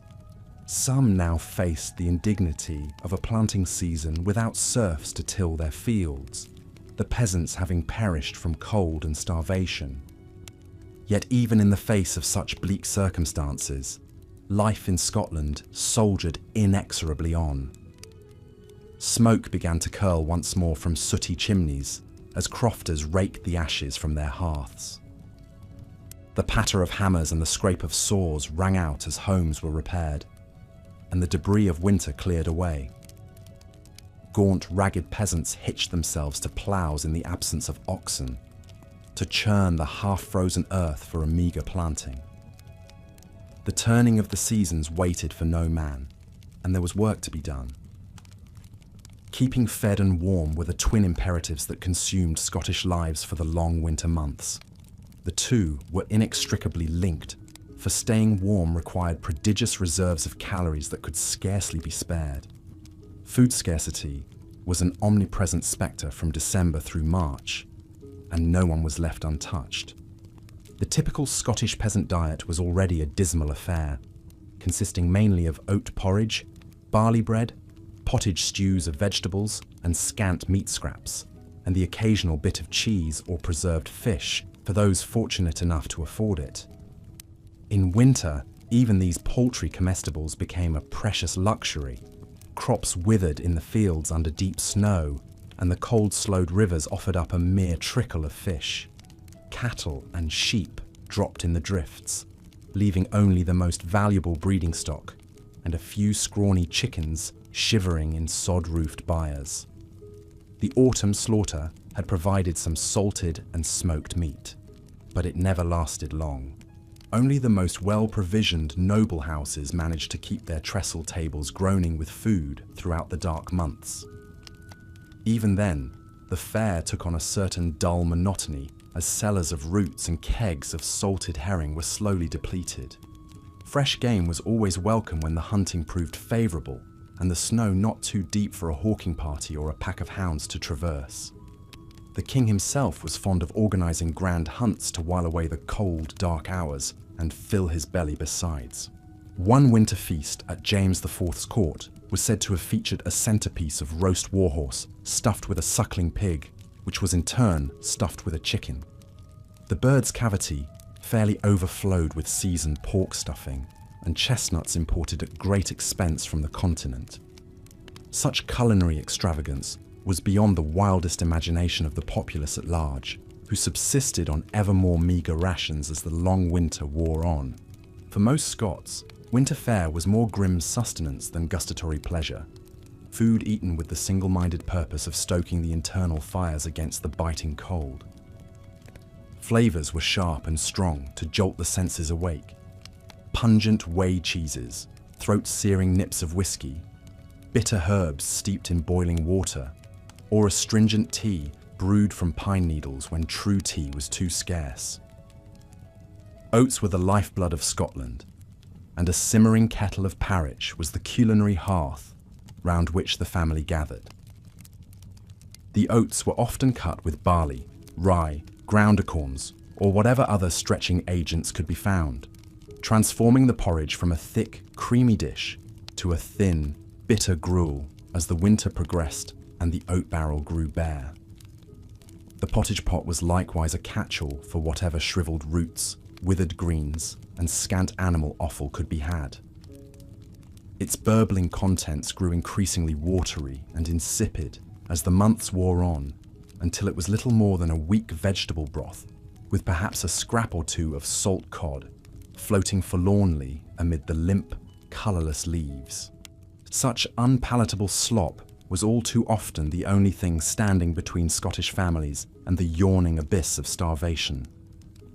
With little seasoning to break the monotony, meals became a flavourless ordeal to be endured for survival's sake alone. Even salt, that most basic culinary essential, was used with an almost religious parsimony, carefully measured out and solemnly sprinkled as if it were fairy dust rather than common mineral. The very old and very young were always the first to succumb when the food ran low. Many an infant born in the heart of winter quietly slipped away after only a few days at its mother's barren breast. The aged, with their toothless gums and shrunken bellies, would simply stop taking food altogether, as if they knew the nourishment was better saved for the younger and stronger. They would drift off like wraiths in the night, expiring quietly so as not to burden their families with the trouble of an unnecessary burial in the frozen earth. For those who endured, winter was a waiting game, waiting for the snows to melt, waiting for the first green shoots to appear, waiting for newborn lambs to suckle and fatten, waiting for hens to resume their laying. Scots measured out their days like misers. Each sunset counted as a small victory against the oppressive dark and cold. They marked the weeks by the dwindling supplies in their larders and the notches they took in their belts as their flesh wasted away. Surviving to see another spring was a triumph to be celebrated with humble gratitude. The winter of 1623 had been particularly fierce, adding to the general climate of misery that had Scotland in its grip. Plague and famine had already been stalking the land for several years, the spectre of disease dogging the heels of scarcity in a brutal 1-2 punch that laid waste to whole villages. Political turmoil boiled beneath the surface as well, with the unpopular English King James VI and First doing much to alienate his northern subjects from London rule. It was against this backdrop of simmering discontent that the king decided to make a grand progress to Scotland to mark his northern kingdom's first visit since assuming the English throne 2 decades prior. His intention was to be crowned at Scone in full view of his Scottish subjects, thus reaffirming the ancient rights and customs that bound monarch and kingdom together. Unfortunately for James, his triumphant return kept being delayed by the persistent ill weather. The king's luckless entourage set out from London in a soggy spring deluge, the rains churning the roads into a morass of muck that bogged down wagons and sent horses slipping perilously. Crossing the River Tweed into Scotland, the party was met with a biblical plague of midges that descended on man and beast in a hellish biting cloud. The royal baggage train became mired again and again as it wound its way north, the clumsy conveyances proving ill-suited to the rough Highland tracks. By the time the royal party reached Edinburgh in late May, they were far behind schedule, their sumptuous clothing and furnishings woefully bedraggled.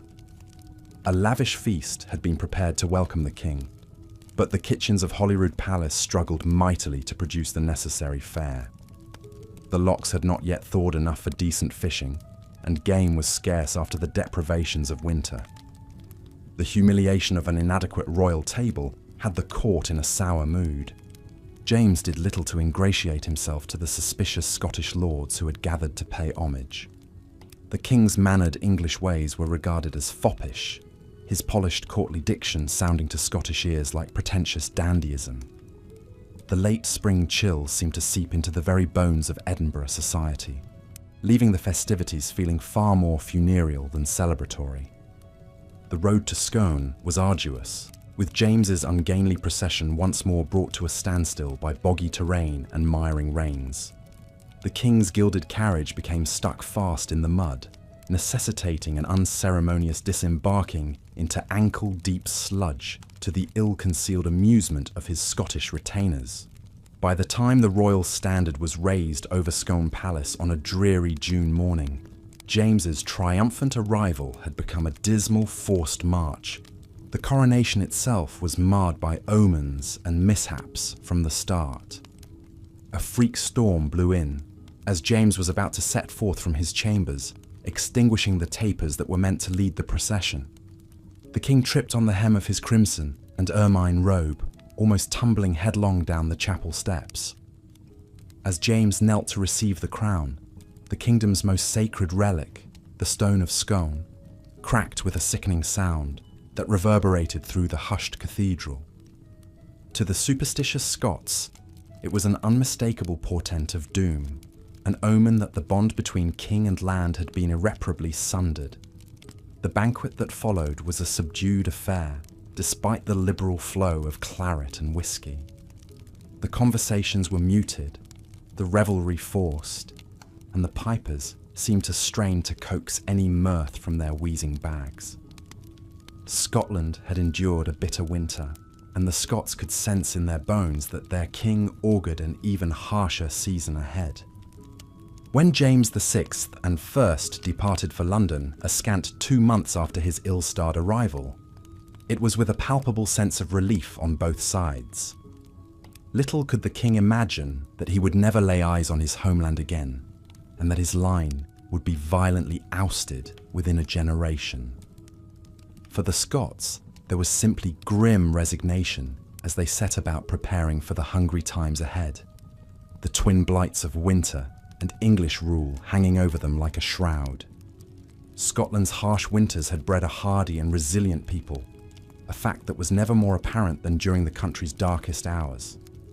They endured the freezing gales, the deep snows, the gnawing hunger, and the aching cold, year after brutal year. They faced down invading armies, scheming noblemen, and disease-ridden cities, with the same stoic resolve. Scarcity and privation were woven into the very fabric of their lives, an omnipresent reality that left no room for weakness or self-pity. In many ways, it was Scotland's unforgiving climate that had forged its fierce national character. To survive a Scottish winter was to be tempered like a blade in the fire, heated and hammered and honed until all softness was burned away. What emerged was something sharp and flinty, a spirit that could cut through adversity like a dirk through flesh. It was a hardness born of necessity, but one that served the Scots well in the face of their many trials. As the flickering hearth fire burns low and the chill of a long winter's night creeps in, one can almost imagine the ghosts of Scotland's past gathering close. They are a grim and weathered lot, their faces lined with the hardships of a life lived on the edge of survival. Yet there is a quiet pride in their bearing, a sense of hard-won dignity that even the bitterest cold cannot touch. For these are the souls who endured, who faced down the fury of a Scottish winter and emerged unbowed. They are the ancestors whose blood and toil and tears watered the harsh soil of their homeland, whose stubborn refusal to yield in the face of adversity echoes down through the ages. In their huddled forms and haunted eyes, we see the true face of Scotland, a nation forged in the crucible of winter, a people tempered by the unrelenting storm. And as the last embers fade to ash and darkness descends, we are left with a profound sense of connection to this ancient land and its unconquerable spirit, a feeling that lingers long after sleep has claimed us. The Great Winter of 1434 was one of the harshest on record in Scotland. It began early, with heavy snows blanketing the countryside by November. Icy winds howled down from the highlands, cutting through even the thickest wool cloaks and freezing men to the bone. The temperatures plummeted and stayed frigid for months on end. Lakes and rivers turned to solid ice, as if the very lifeblood of the land had frozen still. Blizzards raged for days at a time, the swirling white so thick you couldn't see more than a few feet ahead. Travel became all but impossible. Roads vanished beneath deep snowdrifts. Horses floundered in the drifts, their riders forced to lead them on foot. The few foolhardy enough to attempt journeys risked becoming lost, disoriented, buried in an anonymous snowy grave. Even the hardy Scots, so accustomed to hard winters, were driven to shelter, huddling around smoky peat fires in their crofts, or shivering in the chilly, draughty great halls of the castles. Food supplies dwindled as the winter dragged on. The harvest had been meagre that fall, the wheat and barley crops stunted by early frosts. Now, with trade at a standstill and no way to import grain, starvation crept through the land like a ravenous wolf. The cattle and sheep, unable to find grazing beneath the deep snow, grew thin and sickly. Many perished from the cold and lack of fodder. Their frozen carcasses dotted the white fields, slowly devoured by the hungry. Desperate crofters took to slaughtering their precious breeding stock just to fill their children's empty bellies for another day.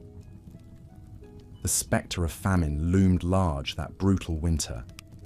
In the cottages of the peasantry, skeletal families gnawed on salted hide and thin gruel, their pinched faces grey and lifeless. They say that in the highlands, the starving resorted to eating moss, bark, even the flesh of the fallen. Disease followed close on the heels of malnourishment. Weakened by hunger and chilled by the bitter cold, the people fell ill in droves, racked by fever, bloody flux, wrathful pneumonia.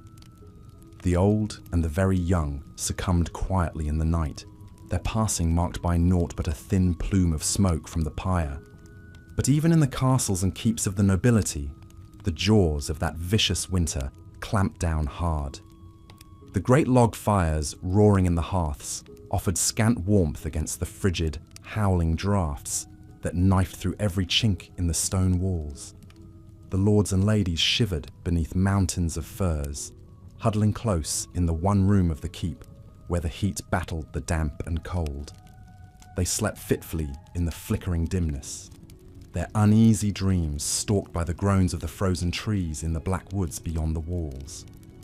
Wine turned to slush in goblets, and platters of congealed venison felt like icy stones, even when fresh from the kitchens. The nobility's larders were better stocked than the peasants'. Salted meat, hard cheese, and dried apples secreted away at the harvest.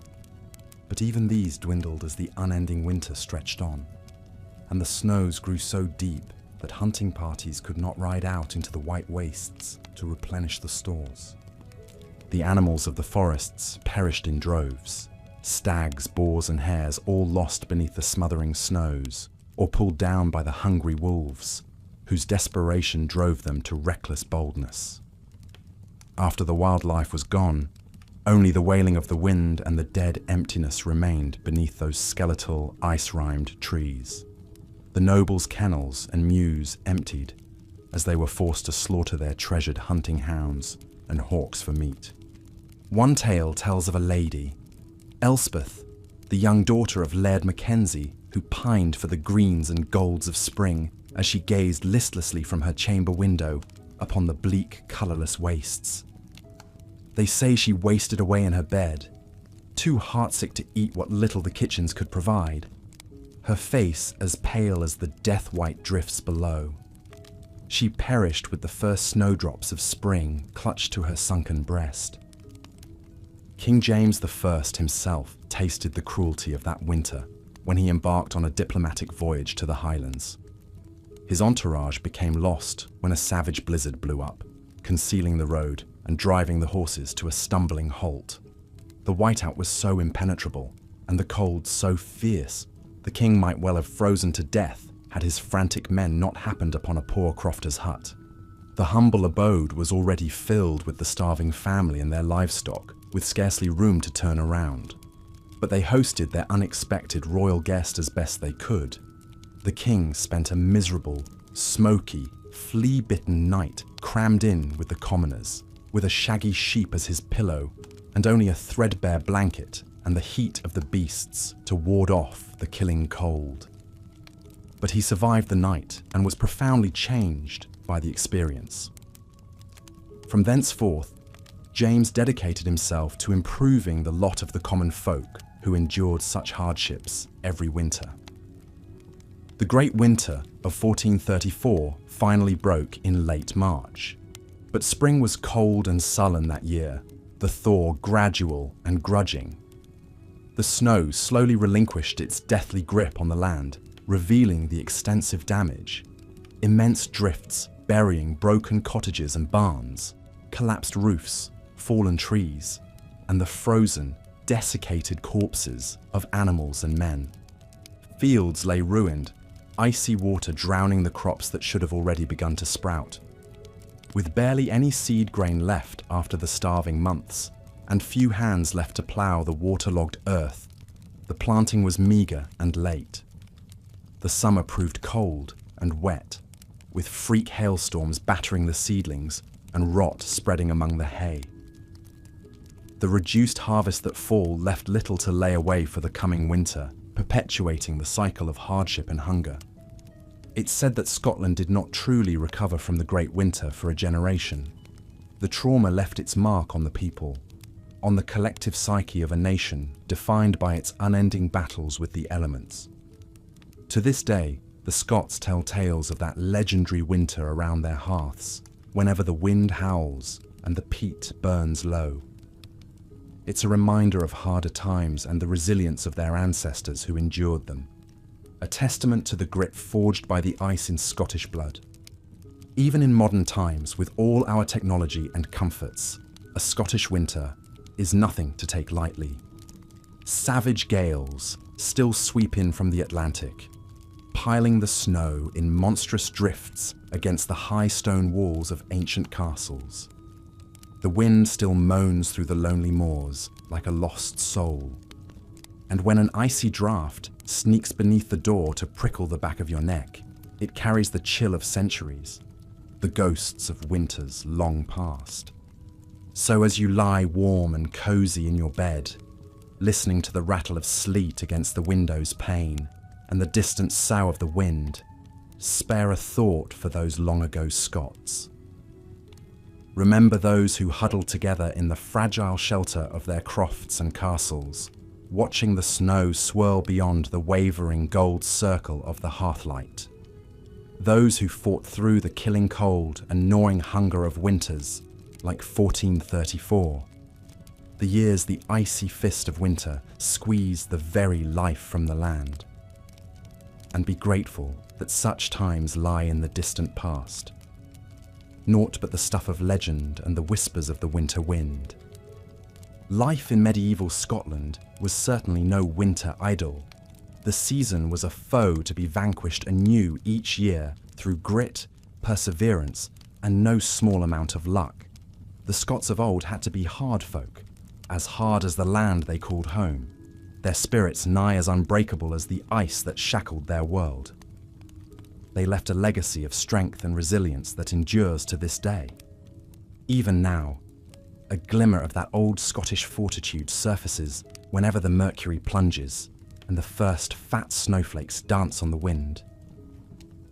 As the cold comes down and the night draws in, you can feel it stirring in the soul, an ancestral spark, a stubborn ember that no winter gale can ever quite blow out.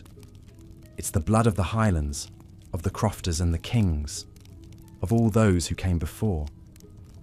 And it whispers that no matter how brutal the winter, spring always comes again. The snow will melt, the grass will grow, and the Scottish spirit, forged in ice, will endure forevermore. And so we leave those long-ago medieval Scots to their well-earned rest, nestled deep beneath the piled velvet of the snow. The old stones of their castles still stand watch in these hills, frosted with moonlight and wreathed in silence. The locks lie still as glass reflecting the stars, smooth and flawless as a frozen tear on winter's cheek. All is peaceful, all is calm. So let the poetic whispers of history lull you into sweet slumber. Let your dreams wander those snow-muffled moors where the ghosts of valiant Scotsmen yet ride out on the moaning wind, and sleep deep and warm, knowing that the morning will dawn bright and clear, and that no winter lasts forever, not even in Scotland, the land where winter reigns as king. As the bitter chill of winter descends upon the Scottish landscape, we can only imagine the immense challenges faced by those who called this rugged land home centuries ago. For the medieval Scots, the hardships of winter were as much a part of life as the rain-soaked moors and mist-shrouded glens that surrounded them. In those days, before modern conveniences, a Scottish winter was a time of struggle and survival, when the very elements seemed to conspire against both lord and commoner alike. The icy winds howled down from the Highlands, bringing with them driving snow and sleet that could penetrate even the thickest wool plaid. Fingers grew numb and cheeks ruddy as people huddled close to smoky peat fires, seeking respite from the bone-deep cold. But why exactly were winters so brutal in medieval Scotland? To understand, we must first look to the land itself. This is a country situated far to the north, at the same latitude as parts of Norway and Alaska. Scotland's northern reaches lie closer to the Arctic Circle than to London, and its climate is accordingly harsh and unforgiving. Much of Scotland consists of mountainous terrain, with the Highlands covering the northern and western parts of the country. These ancient hills and glens create a natural barrier against the moderating influence of the Gulf Stream, allowing Arctic air masses to plunge southward over the land. The result is a climate considerably colder and wetter than other regions at similar latitudes, such as Denmark or Lithuania. This geographical reality alone would be enough to make Scottish winters formidable. But in the Middle Ages, an even greater climatic challenge arose that would test the endurance of Scotland's people for generations: the Little Ice Age. Beginning around the early 14th century, a period of global cooling began that would last for hundreds of years. Temperatures dropped precipitously, especially in Northern Europe and the British Isles. Winters grew longer, deeper, and more bitterly cold, while summers became shorter and wetter. Crop failures, famines, and disease outbreaks became more common as growing seasons shortened and food supplies dwindled. In Scotland, the effects of the Little Ice Age were particularly severe. Average temperatures plummeted by an estimated 2 degrees Celsius.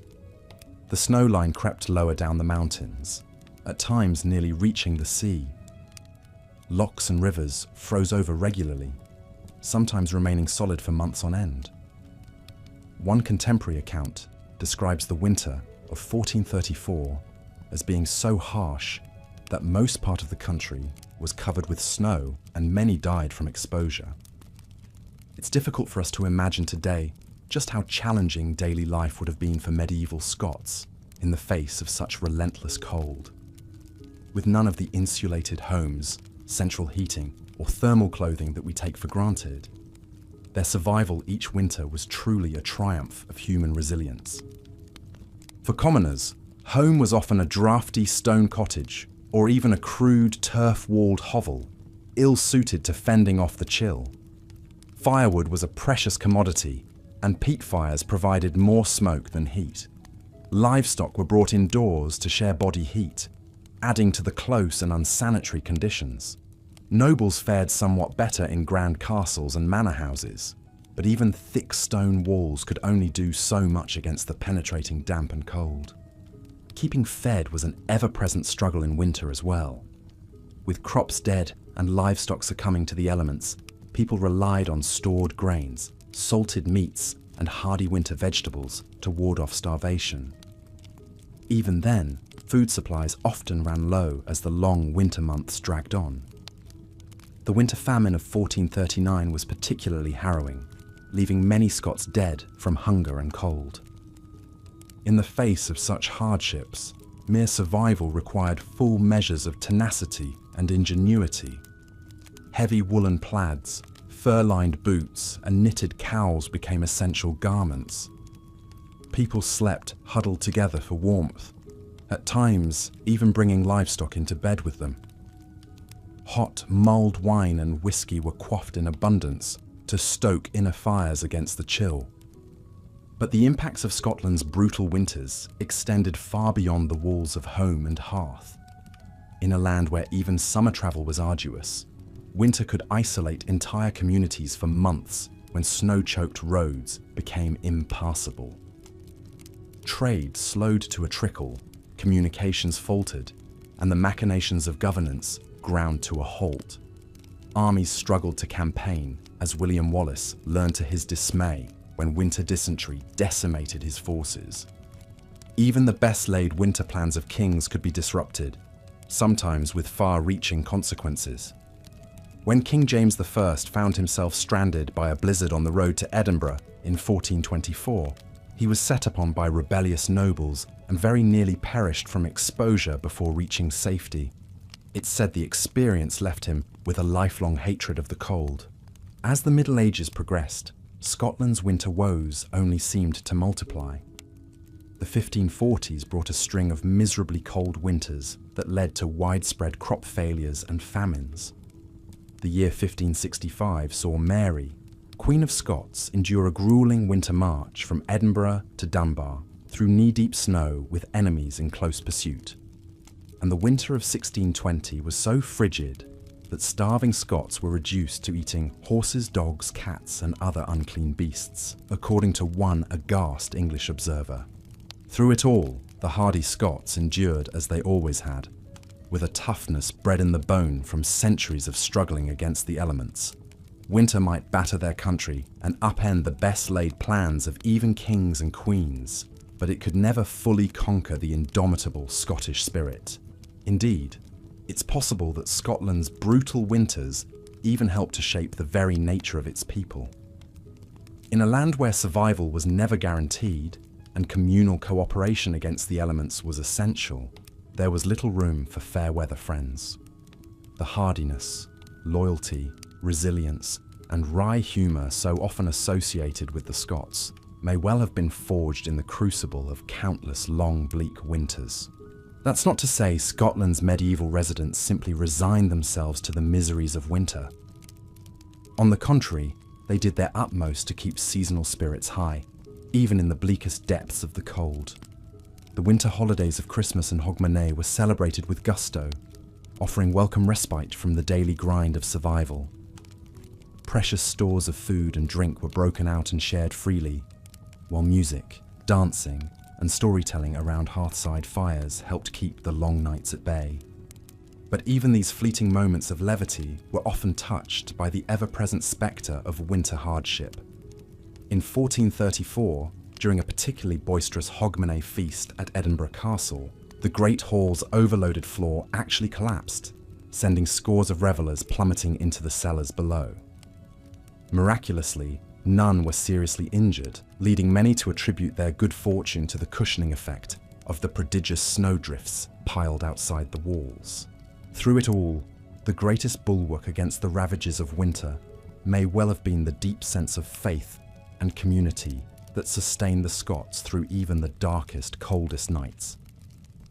In a world where comfort was scarce and survival uncertain, people clung fiercely to their kin, their neighbours, and their God. The flickering light of hearth and altar were often all that stood between them and the howling void of the winter night. So perhaps it's no surprise that Scotland's brutal winters figure so prominently in many pivotal moments of the country's history. It was during the Great Winter Siege of Stirling Castle in 1304 that Edward I of England earned his moniker Longshanks, as he stubbornly refused to yield to the bitter cold or Scottish defenders.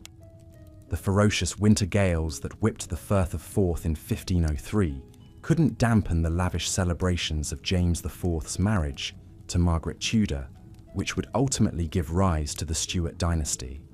And when the unfortunate Charles I opted to hold his Scottish coronation in blustery Edinburgh at the height of the fierce winter of 1625, the blizzards and icy gales seemed to foreshadow the stormy road ahead. Just a few decades later, his reign would end on the executioner's block, setting the stage for a period of upheaval that would reshape Scotland and England forever. Through it all, year after year and generation after generation, the implacable cycle of the seasons rolled on.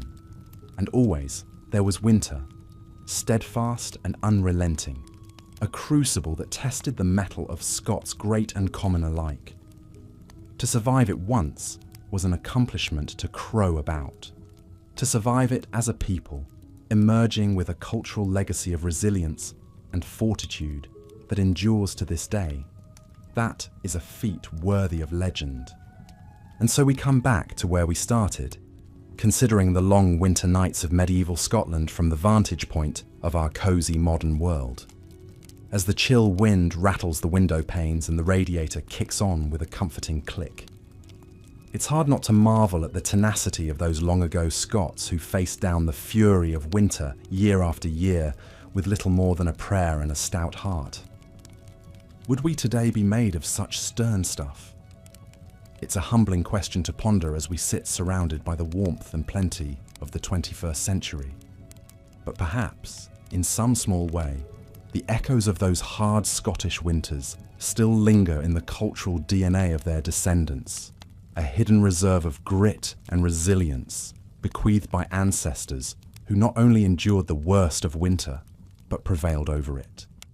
So as we drift off to sleep, safe and snug against the cold, let us spare a thought for the ghosts of winters past, for the medieval Scots who huddled together against the howling night, drawing strength from faith, family, and an undaunted spirit that even the fiercest winter gales could never fully extinguish.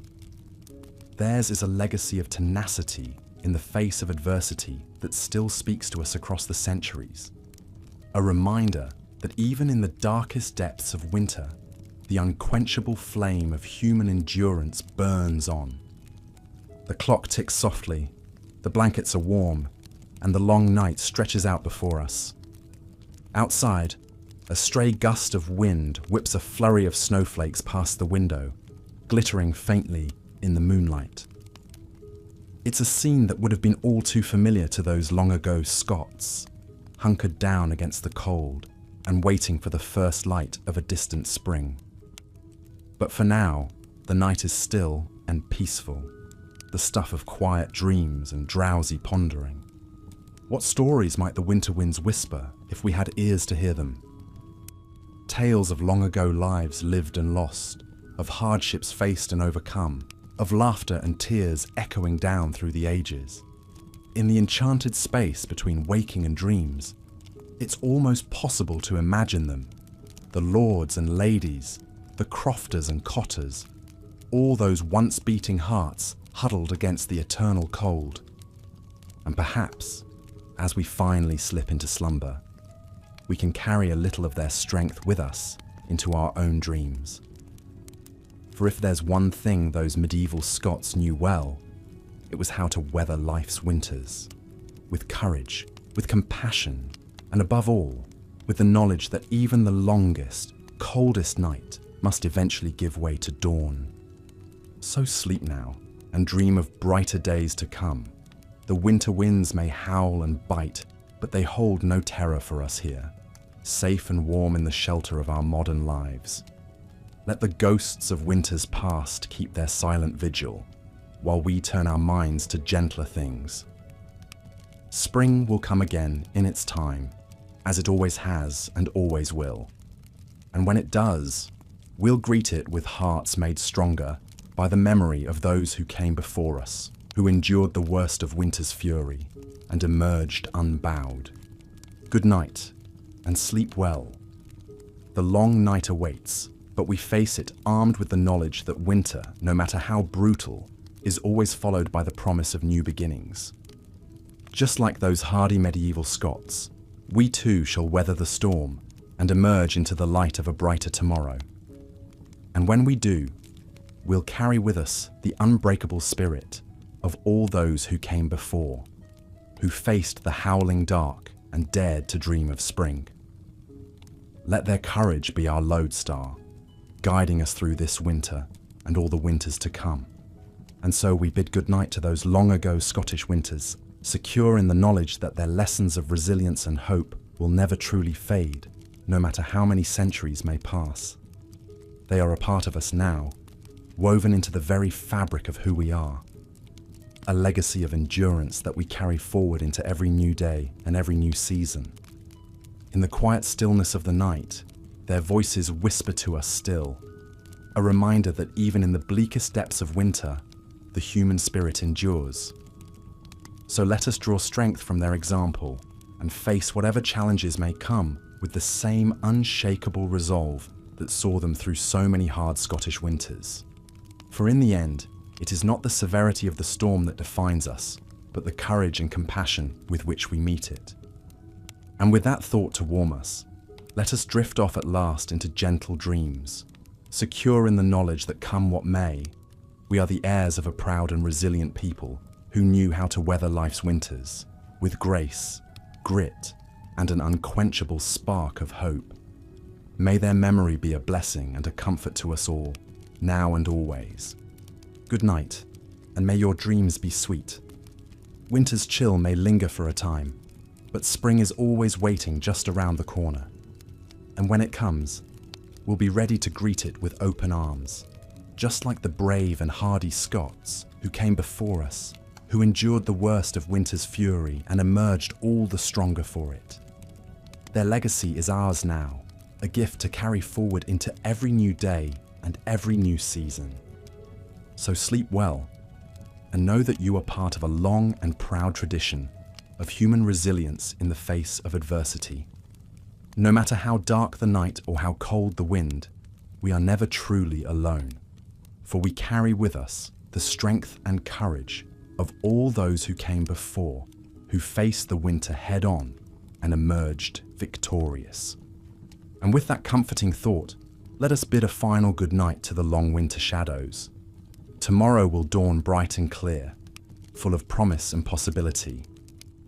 And when it does, we'll be ready to face it with the same unshakable spirit that sustained our Scottish ancestors through so many hard winters. For we are their heirs, the keepers of their legacy, and in us, their memory lives on, as enduring as the turning of the seasons. Sleep now and dream of brighter days to come. Winter's reign is fleeting, but the human spirit is eternal.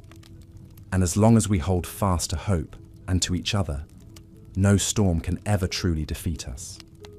That is the lesson of those long ago Scottish winters, and it is a lesson we carry with us still, a light to guide us through even the darkest of nights. Good night, and may peace be with you until the morning comes. Life for commoners in medieval Scotland was a far cry from the relative comfort enjoyed by nobility. For the vast majority of Scots, eking out an existence was a daily struggle, and never more so than during the long, harsh months of winter. The typical home of a medieval Scottish peasant was a simple 1 or 2 room stone cottage, often with a thatch or turf roof. Called a butt and ben, these crude dwellings provided some shelter from the elements, but little in the way of comfort or warmth.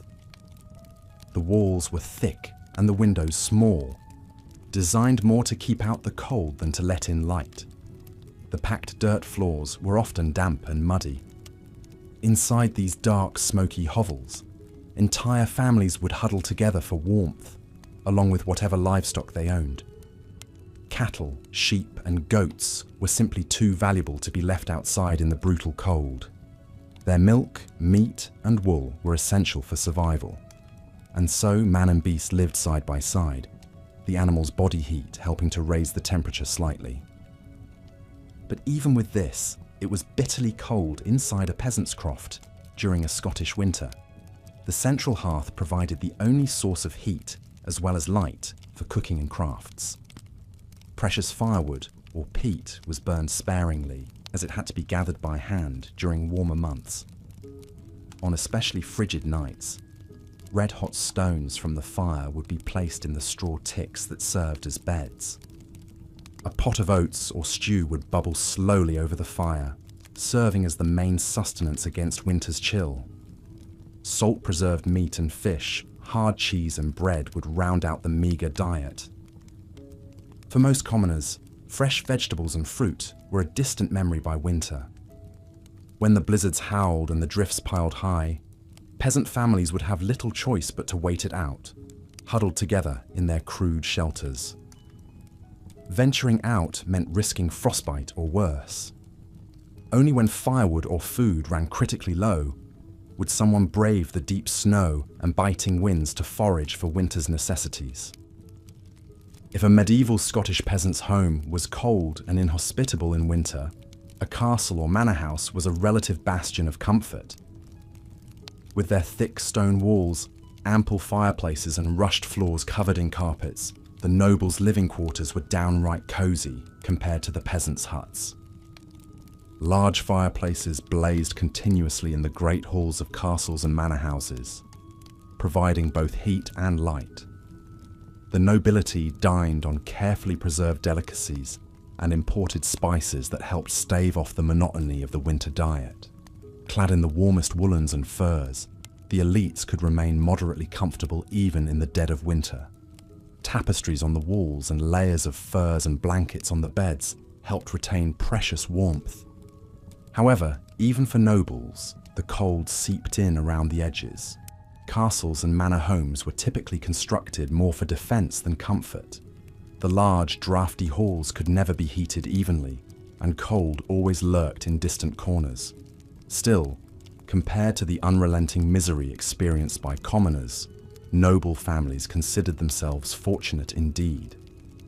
The disparity between noble and peasant in medieval Scotland was never more stark than in winter.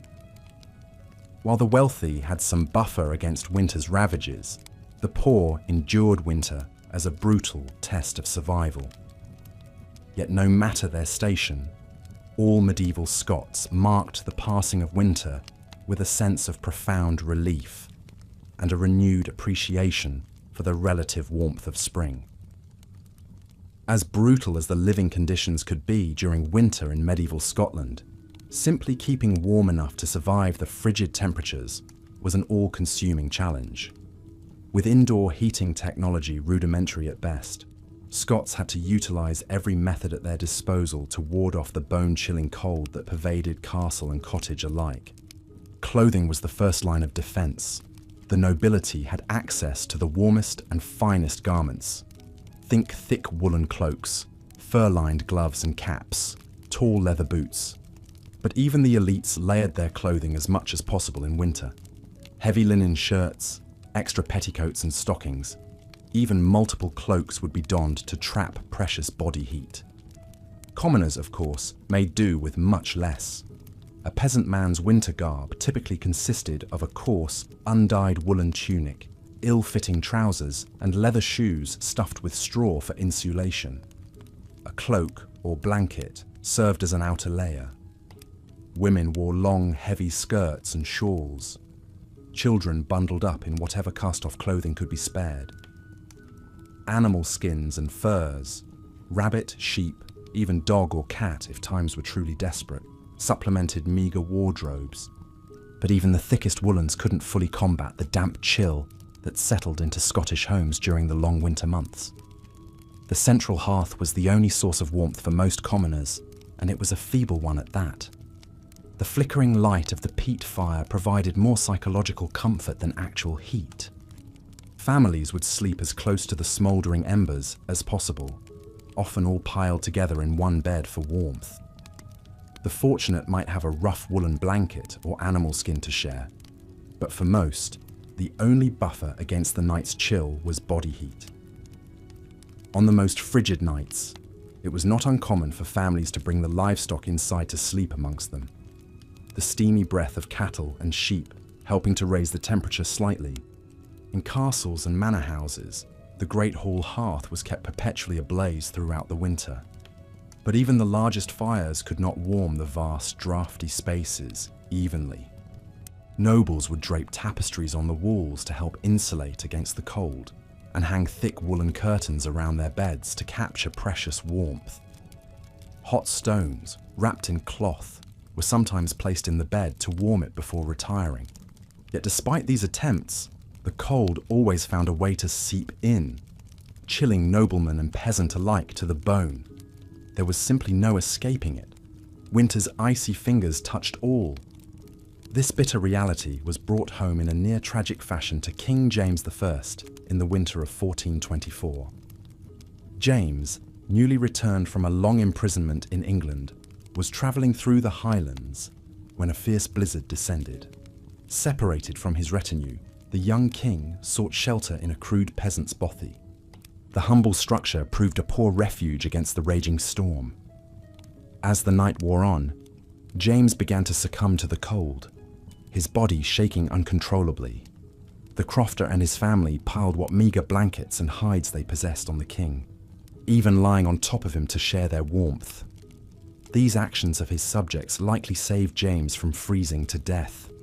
The king's close brush with the realities of winter, as his poorest subjects experienced it, left a deep impression. In later years, James was known for his concern for the welfare of commoners, a rarity amongst monarchs of the time. Perhaps recalling his own icy ordeal, the king worked to strengthen the social fabric of the realm, knowing that all his subjects, high and low, ultimately faced winter's cruelties together. As difficult as keeping warm was in a Scottish winter, simply feeding oneself and one's family could be an even greater challenge. The cold months were a time of scarcity, when fields lay barren and livestock perished, putting an enormous strain on already precarious food supplies.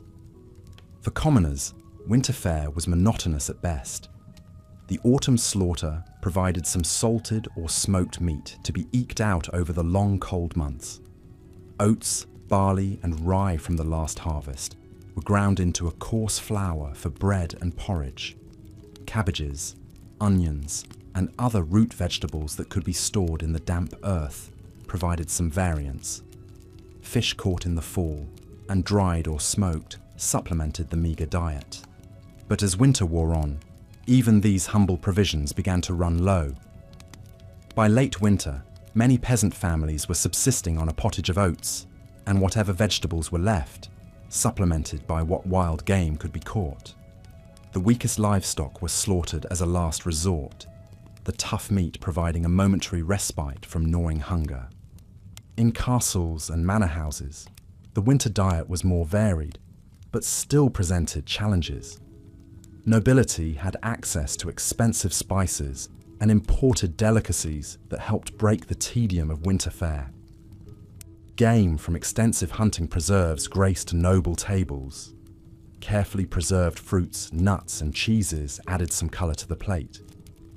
Yet even for the wealthiest Scots, winter brought a certain austerity to the table. The lack of fresh vegetables and limited variety took their toll, as did the ever-present threat of spoilage. Rotten meat and mouldy grain were an ever-present danger, even in the best-stocked larders.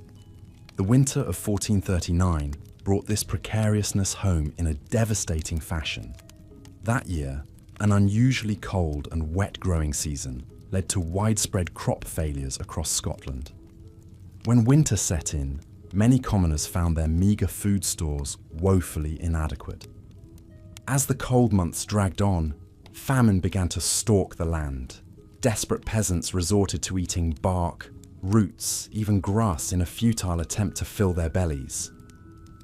Disease followed close on hunger's heels, as weakened immune systems succumbed to the rampant spread of infection. The impact was staggering. It's estimated that 10 to 15% of the Scottish population perished in the Great Famine of 1439, with some areas seeing losses as high as 30%. The suffering fell disproportionately on the poor, who had few reserves to fall back on. But even the nobility felt the pinch, as scarcity drove food prices to astronomical levels. In the face of such unrelenting hunger, acts of generosity shone all the brighter.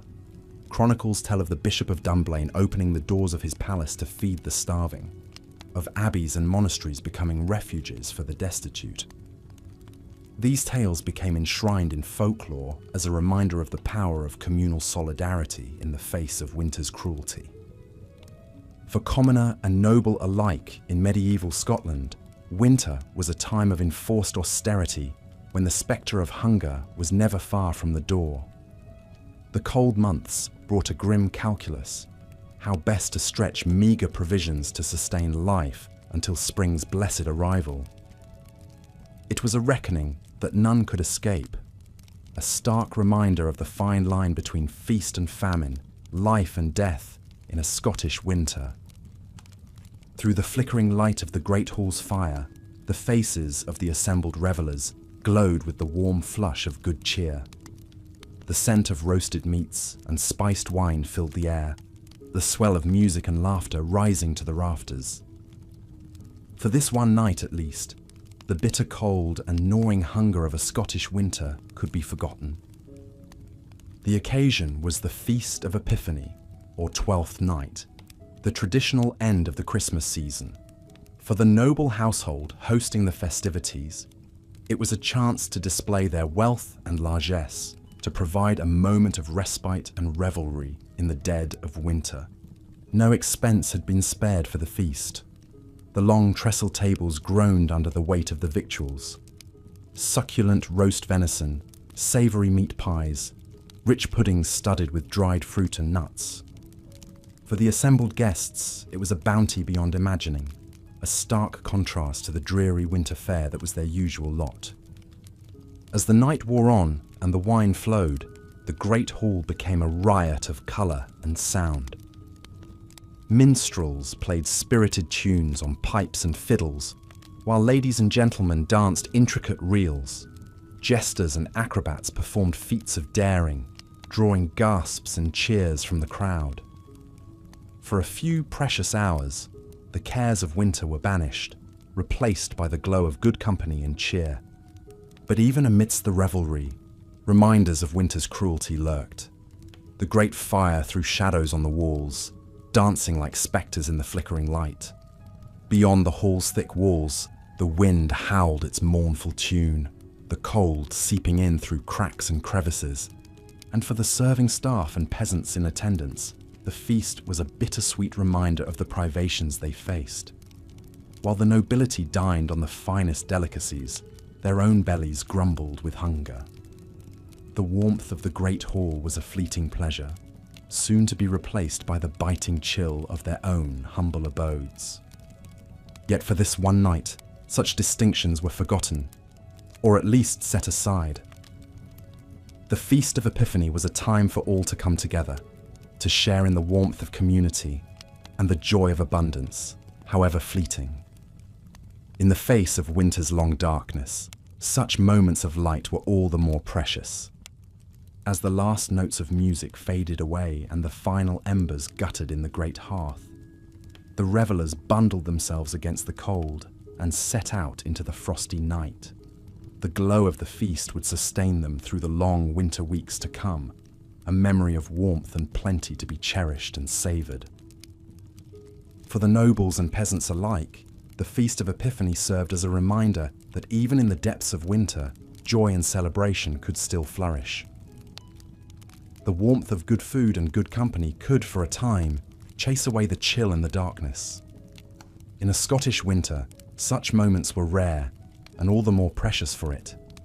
The feast was over, but its spirit lingered, a beacon of hope and resilience in the face of winter's unrelenting grip. It was a testament to the enduring power of human connection, of the ability to find light and laughter, even in the darkest of times. And it was this spirit, more than anything, that would see the people of medieval Scotland through the long, bitter winters and beyond. For all the hardship and privation that winter brought to medieval Scotland, it was in the realm of health and medicine that its cruelties were perhaps most keenly felt. In a time before the understanding of germs and sanitation, the cold months were a breeding ground for disease and suffering. The medieval Scottish understanding of health was a curious blend of ancient lore, superstition, and rudimentary science. The humoral theory, which held that the body was governed by 4 fluids, or humours, was the prevailing medical wisdom of the day. Winter, with its cold and damp, was thought to bring an excess of phlegm, leading to respiratory ailments and melancholy. But the true culprits were the close quarters and unsanitary conditions in which most Scots lived during the winter months, with whole families huddled together in small, dank spaces, sharing air and sometimes even beds with livestock. Disease spread like wildfire. Respiratory infections were particularly common and deadly. In a time before antibiotics, a simple cold could quickly morph into pneumonia, pleurisy, or worse. The chronically undernourished and those weakened by other illnesses were particularly vulnerable, their immune systems unable to fight off the onslaught of infection. Other winter maladies included rheumatism and arthritis, exacerbated by the damp cold, and skin conditions like chilblains and frostbite. Burns were also common, as people huddled close to what meagre fires they could muster. And always, hunger gnawed at the belly, weakening the body and the spirit. The remedies available were woefully inadequate to the task. Herbs and potions, poultices and bloodletting, these were the tools of the medieval Scottish healer. While some, like honey and garlic, did have antimicrobial properties, most were based more on superstition than science. In 1326, the famed Scottish military leader, William Wallace, found himself facing an enemy even he could not outfight. A dysentery outbreak that swept through his camp in the dead of winter. The disease, which causes severe diarrhea and dehydration, spread rapidly in the close confines of the military encampment. Weakened by hunger and cold, Wallace's men fell ill by the dozens. The camp became a fetid breeding ground of misery, the stench of sickness and death hanging heavy in the frigid air. Without proper sanitation or medical care, there was little to be done but wait for the outbreak to run its grim course. By the time the epidemic had passed, Wallace's once mighty army had been reduced to a shadow of its former self. Hundreds lay dead, their bodies hastily buried in the frozen ground. Those who survived were left weakened and demoralized, easy prey for the English forces they had been fighting. The outbreak was a brutal reminder of winter's indiscriminate cruelty, its ability to strike down even the strongest and most valiant.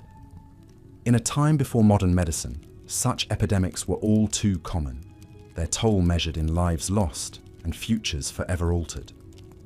For commoner and noble alike, winter illness was a spectre that loomed large.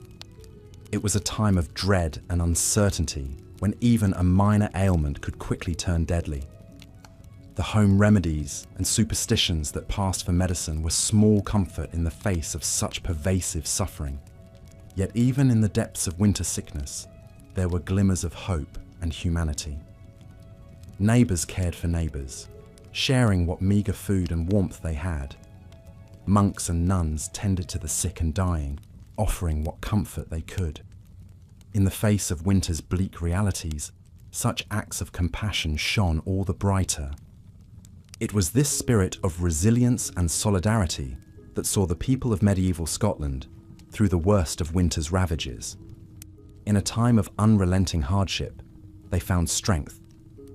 As the bitter winter winds howled through the crags and glens, life in medieval Scotland ground to a halt once more under the smothering weight of ice and snow.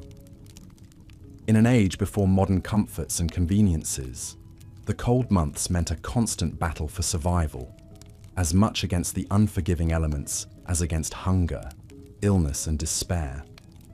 Even the nobility, with their thick stone walls and grand feasting halls, were not immune to winter's icy grasp.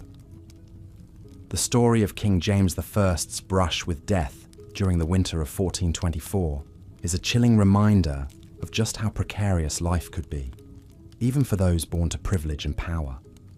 It was the dead of December, and James was travelling through the snow-cloaked Highlands on his way to Inverness Castle. As night fell, a ferocious blizzard blew in, obscuring the landscape in a blinding tempest of white. The king and his retinue lost their way in the whiteout conditions, wandering for hours through waist-deep snowdrifts as the temperature plummeted. By the time they finally stumbled upon a humble crofter's cottage, James was in dire straits, his hands and feet blackened with frostbite, his lips tinged blue, his mind delirious from hypothermia. The crofter and his family worked through the night to save their monarch, swaddling him in blankets beside a blazing peat fire, feeding him warm broth and ale, and slowly, painstakingly, coaxing him back from the brink. James would recover from his ordeal, though he lost a finger to frostbite and nursed a newfound respect for the dangers of winter. But for most of his subjects, the risk of freezing to death was a constant companion through the bleak months, with only the most meagre of defences to ward off the killing cold. Clothing offered what scant protection it could. Peasants bundled up in as many woolen layers as they could muster, tunics, hose, hoods, and cloaks if they were lucky enough to afford them. Animal furs and hides were prized for their warmth, though beyond the reach of most. The well-off might cluster around in fur-lined boots and gloves, but chilblains and frostbite remained facts of life for rich and poor alike. At home, the hearth formed the heart of winter survival, serving as the sole source of heat, light, and cooking in peasant cottages and grand halls alike.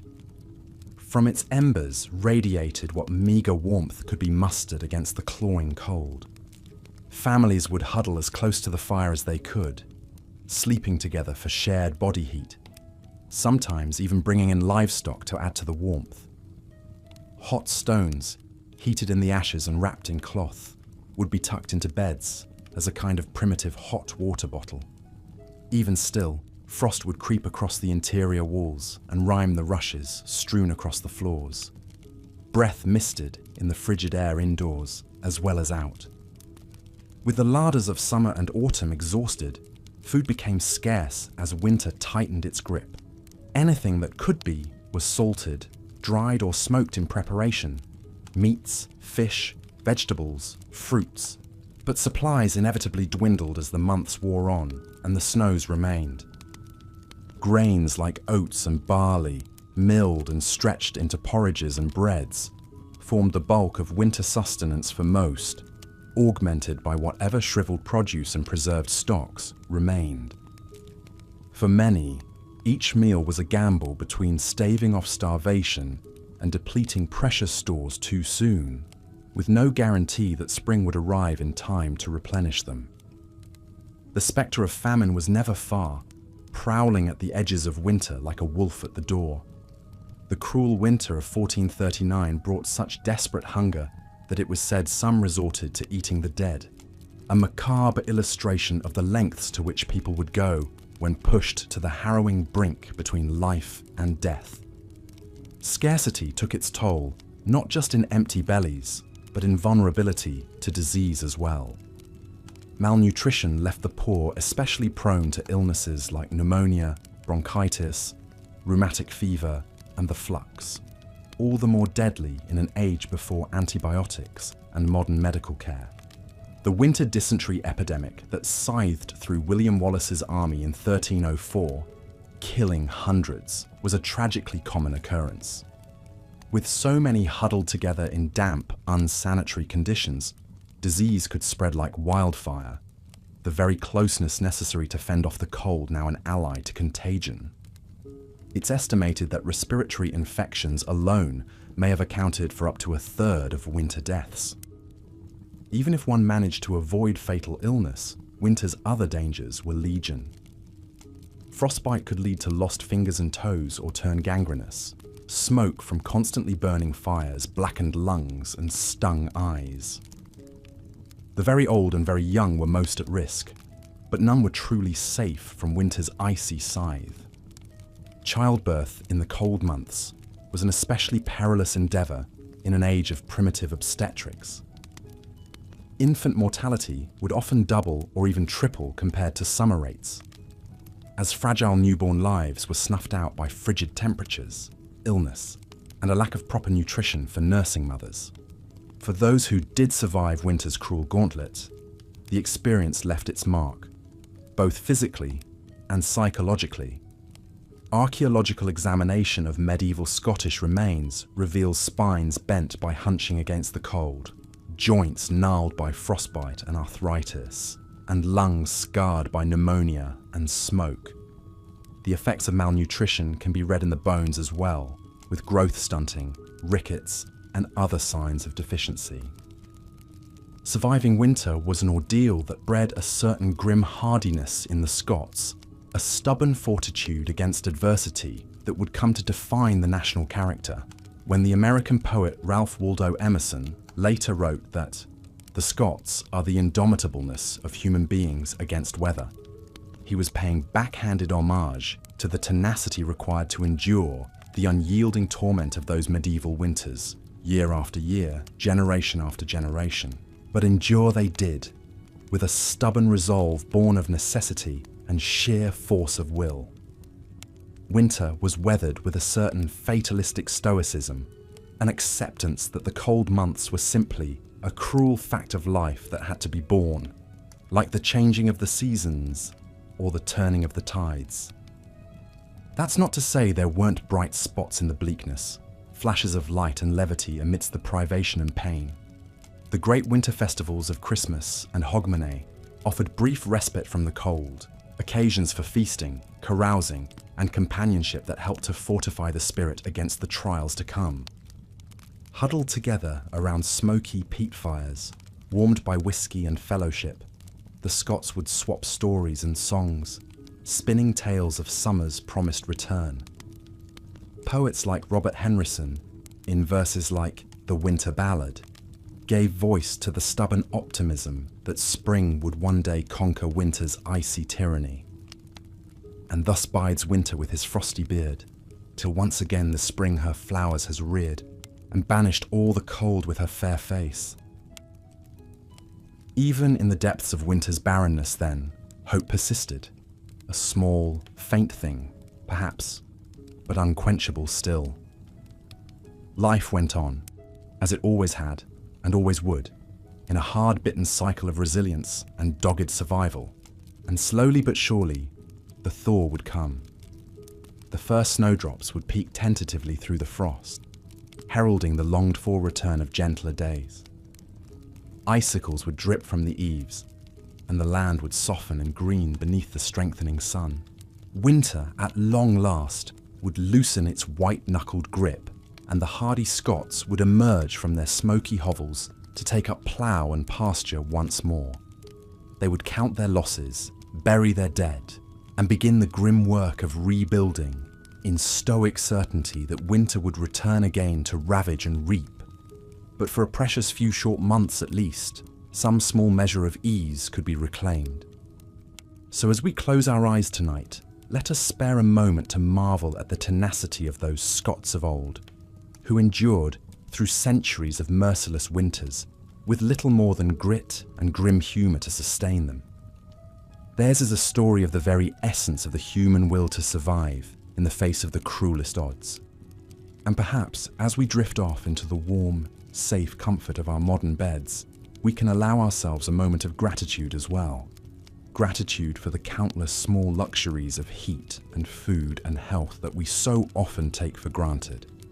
Luxuries that would have been all but unimaginable to our cold-scoured ancestors, huddled together in their darkened crofts, watching the winter winds howl and waiting for the thaw.